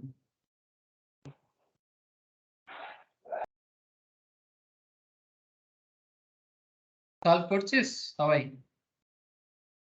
सर आपको क्या सॉल्व करना है? DOL चाहिए, डिग्री ऑफ ऑपरेटिंग लिवरेज निकालना है। मैं एक हिंट दे सकता हूँ, DOL का आंसर ना कुछ इस तरह का आएगा। जैसे मैंने आपको DOL का आंसर पहले भी दिखाया था, DOL DFS, जैसे यहाँ पर DOL कितना था 3, ऐसे ऐसे नॉर्मल सिंगल पॉइंट में आता है 3, 2, 1.5, 1 ऐसा, ठीक है। DOL का आंसर ऐसे ही आता है।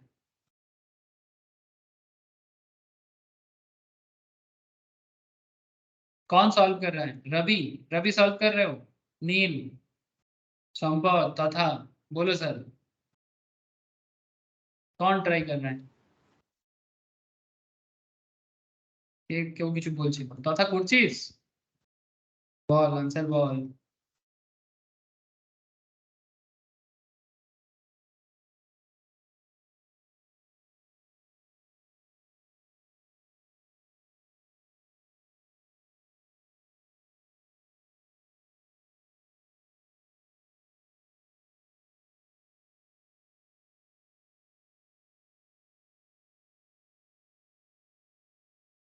चलो सर मैं भी करता हूँ। सर सबसे पहले ना आपको क्यू स्टार का फॉर्मूला पता है, क्या फॉर्मूला है? This is the formula, F by AP minus B, माने fix cost divided by contribution per unit. इसी से पूरा खेल हो जाएगा सर। इसी पर्टिकुलर एक फॉर्मूला को सॉल्व करना है तो आपको समझ में आ जाएगा। तो F divided by P minus B, okay, P minus B contribution per unit. Sir आपके क्वेश्चंस में क्यू स्टार गिवन है क्या? क्वेश्चन में क्यू स्टार गिवन है?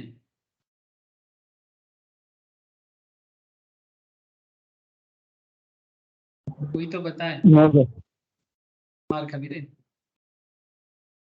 10,000 यूनिट, হ্যাঁ আচ্ছা আচ্ছা 10,000 হ্যাঁ আছে।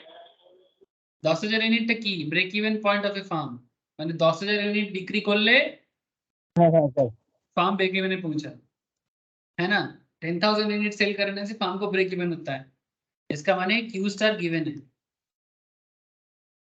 फिक्स कॉस्ट 5 लाख, तो calculate P minus B. P minus B माने कंट्रीब्यूशन पर यूनिट, हो जाएगा कितना होगा? P minus B equals to, just multiplication इधर उधर कर लो, 50 होगा 50। ये P माइनस बी इधर चला गया तो 10,000 इधर आएगा तो डिवाइड हो जाएगा, तो 5 लाख बाई 10,000 50। तो कंट्रीब्यूशन पर यूनिट कितना हो गया?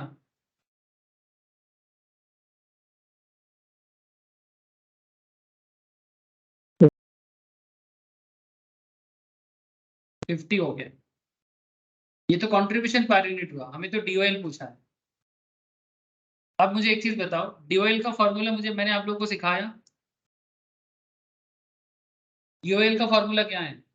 मैंने समझा चुका हूं सर। DOL कैसे निकालते हैं?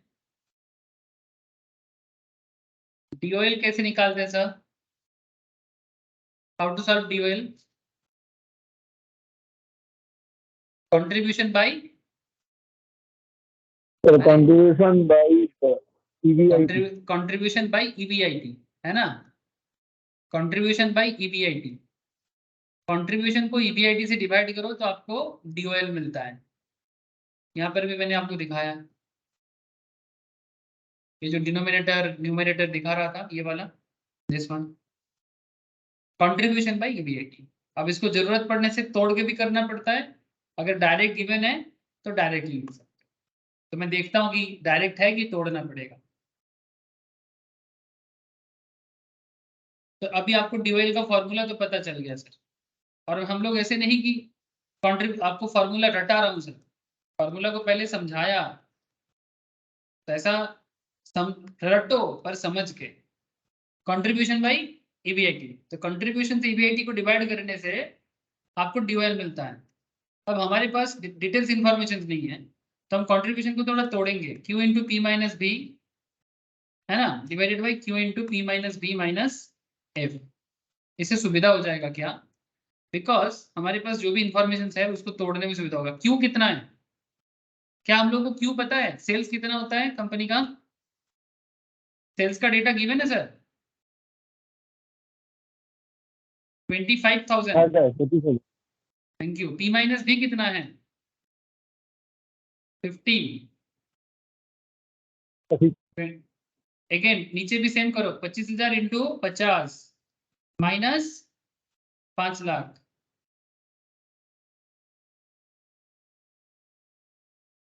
Now please calculate. न्यूमरेटर कितना आ रहा है, डिनोमिनेटर कितना आ रहा है? सिंपल कैलकुलेशन है सर। न्यूमरेटर आ जाएगा आपका 1,25,00,000 का, है ना, 12,50,000, 12,50,000 का, और इधर आ जाएगा 7,50,000 का, 1,67,1.67. 1.67। वेरी गुड सर, इसको डिवाइड करो तो 1.67। This is your DOL। DOL कितना आया सर? 1.67। इसका क्या मतलब होता है? इफ सेल्स माने Q change bye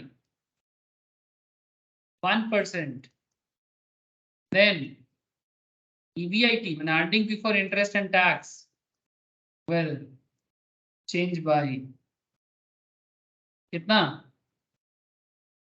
1.67%। Same direction पे। सो जो मैंने आपको एग्जांपल लिखा के सिखाया था कि DOL 2 का क्या मतलब, DOL 3 का क्या मतलब, DFL 2 का क्या मतलब, आई होप कि आपको समझ में आ गया कि क्या मतलब। कि বোঝা গেছে অঙ্কটা? अरे कैलकुलेशन क्लियर आप लोग? हाँ सर. सर ऐसे ये तो सिंपल सिंपल ऐसा क्वेश्चंस भी हो सकता है, थोड़ा बुद्धि लगाना होता है। एक क्वेश्चन लिखो, सेलिंग प्राइस, घर पे होमवर्क है, selling price 200, variable cost 60%, operating break even point equals to 40,000 units. Calculate DOL if margin of safety, MOS माने margin of safety। ट्राई करना, मैं नेक्स्ट दिन समझा दूंगा। If margin of safety 20,000 units, margin of safety का इतना समझ लो कि मार्जिन ऑफ सेफ्टी में इतना कंपनी को यूज करना ही होता है, ठीक है। मैं नेक्स्ट दिन समझाऊंगा मार्जिन ऑफ सेफ्टी क्या है, डिटेल्स में नेक्स्ट दिन बताऊंगा, बट आप लोग ट्राई करना sir. Margin of safety 20,000 units, ठीक है।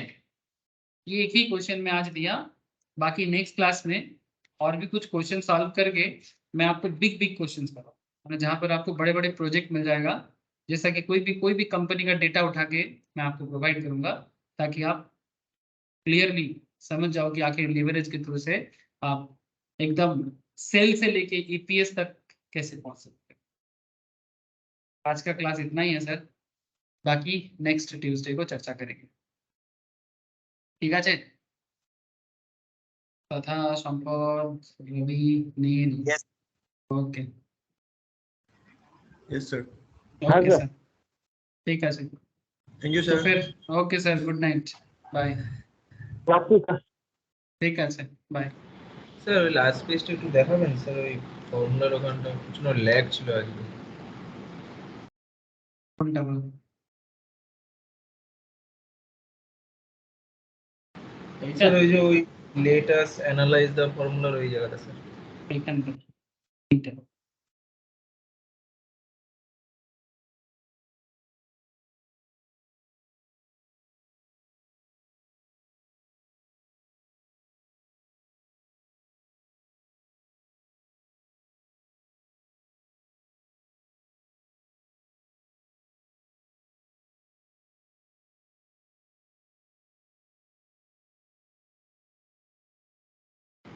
হয়ে গেছে স্যার। ঠিক আছে, বলছি স্যার দেখলেন ওটা কিছু ঠিক আছে স্যার? না রে দাদা, এখনো দেখা হয়নি। ঠিক আছে, আমি দেখে বলবো। এনএসসি থেকে ওটা মানে ওই আপনার ওই ইয়ের ডিটেলসটা নামিয়ে করেছি ওটা স্যার এক্সেলে এক আচ্ছা মাসের মতো, আচ্ছা এক মাসের ডেটাটা দেখার জন্য। আচ্ছা, আমি দেখে বলবো তোকে, না আমি এখনো দেখতে পারি। এফআইআই আর ডিআইআই স্যার এই দুটো আছে, বাকি তো স্যার আমি ক্লায়েন্ট আর প্রোপ্রাইটারি আছে কিন্তু ওগুলো নিইনি। হুম, এফআইআই আর ডিআইআই টা নিয়েছি। ডিআইআই তে স্যার খুবই কম অ্যামাউন্ট, মানে সে খুবই কম ইউনিট ওদের হোল্ডিং, যা রয়েছে স্যার এফআইআই তেই রয়েছে। আচ্ছা, তুই কোনো কোম্পানির করেছিস না নিফটি? না স্যার, স্যার নিফটির ইয়ে স্যার মানে ইন্ডেক্সে রয়েছে স্যার, আচ্ছা, ইন্ডেক্সে দেখছিস। লং আর শর্টের ডেটাটা রয়েছে পার ডে। এফআইআই বেশি আছে তাই তো? হ্যাঁ স্যার, ডিআইআই কিছুই নেই, 200 300 এইসব রয়েছে, 70 এরকম ইউনিটে রয়েছে সব। তাই? যা রয়েছে স্যার এফআইআই টাই যা আপনার মানে একটু বড় ভলিউমে। আর স্যার আমি ব্যাক টেস্টিং করেছিলাম যে জায়গাগুলোতে স্যার হেভি বাইং হচ্ছে এফআইআই তে, সেই দিনগুলোতে স্যার মার্কেট ডাউন চলে যাচ্ছে, মানে হেভি সেলিং যে দিনগুলোতে হচ্ছে এফআইআই এর সেই দিনগুলোতেই মার্কেট ক্র্যাশ করে যাচ্ছে, আর যে দিনগুলোতে হেভি বাইং হচ্ছে সেই দিনগুলো থেকে উঠছে। এটাই তো হয়, এটা তো আমরা বারবার দেখেছি।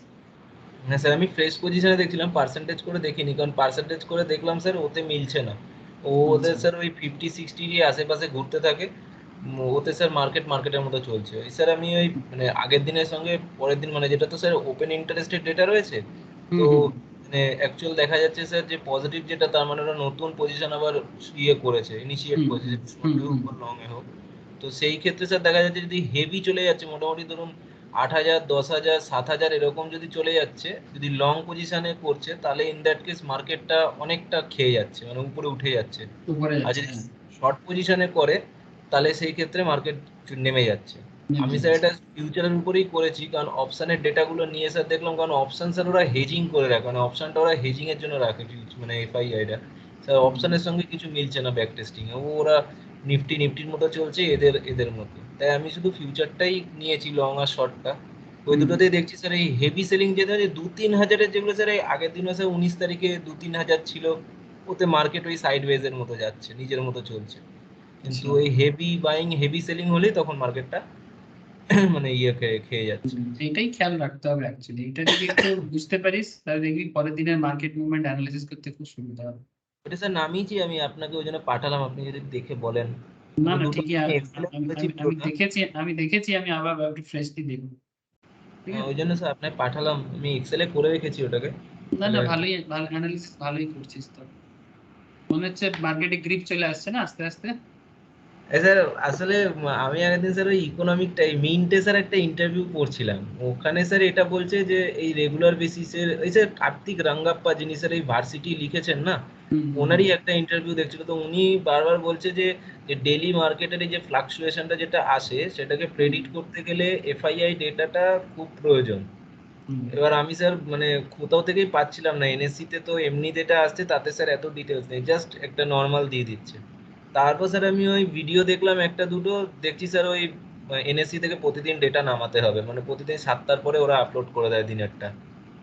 তো ওটাই আমি করেছি স্যার, ওই গুগল শিটে নামিয়েছি, গুগল শিট থেকে তারপর আমি এটাতে নিয়ে এসেছি এখানে। না না সেটা আমি দেখতেই পাচ্ছি, ভালোই রিসার্চ চালাচ্ছিস। না না চালা, এই যে ইন্টারেস্টটা গ্রো হয়েছে এটাই সাকসেস। আস্তে নাহলে আস্তে স্যার আরো বোঝা যাচ্ছে না কিছু, না ওই না জন্য স্যার ভাবলাম নামাই দেখি যদি এখান থেকে কিছু হয়, সবাই বলছে না, ওটা দেখলে। আমি দেখেছি স্যার, তো আমি ব্যাক টেস্টিং করে একবার যে ওই ডেট গুলোতে, পুরোনো ডেট গুলোর সঙ্গে মিলিয়ে তো দেখছি স্যার হ্যাঁ ডেট গুলোতে মানে যদি মিনিট চার্ট মানে আওয়ারলি চার্ট দেখি তাহলে স্যার বোঝা যাচ্ছে যে কোন জায়গায় হেভি সেলিং হয়েছে আর কোন জায়গায় হেভি বাইং হয়েছে। তো সেখান থেকেই মার্কেটটা ঘুরে গেছে। আর তারপর তো স্যার সাপোর্ট রেজিস্ট্যান্স সঙ্গে রয়েছেই, হুম। ওটা থেকে বেরিয়ে আসছে। ওই জন্য স্যার আপনাকে পাঠালাম, আপনি যদি একবার দেখে বলেন তাহলে বোঝা যাবে যে ঠিক হলো কিনা। না না ঠিক আছে, আমি দেখবো। ঠিক ঠিক আছে আছে, স্যার, ওকে স্যার। চল, হ্যাঁ চল।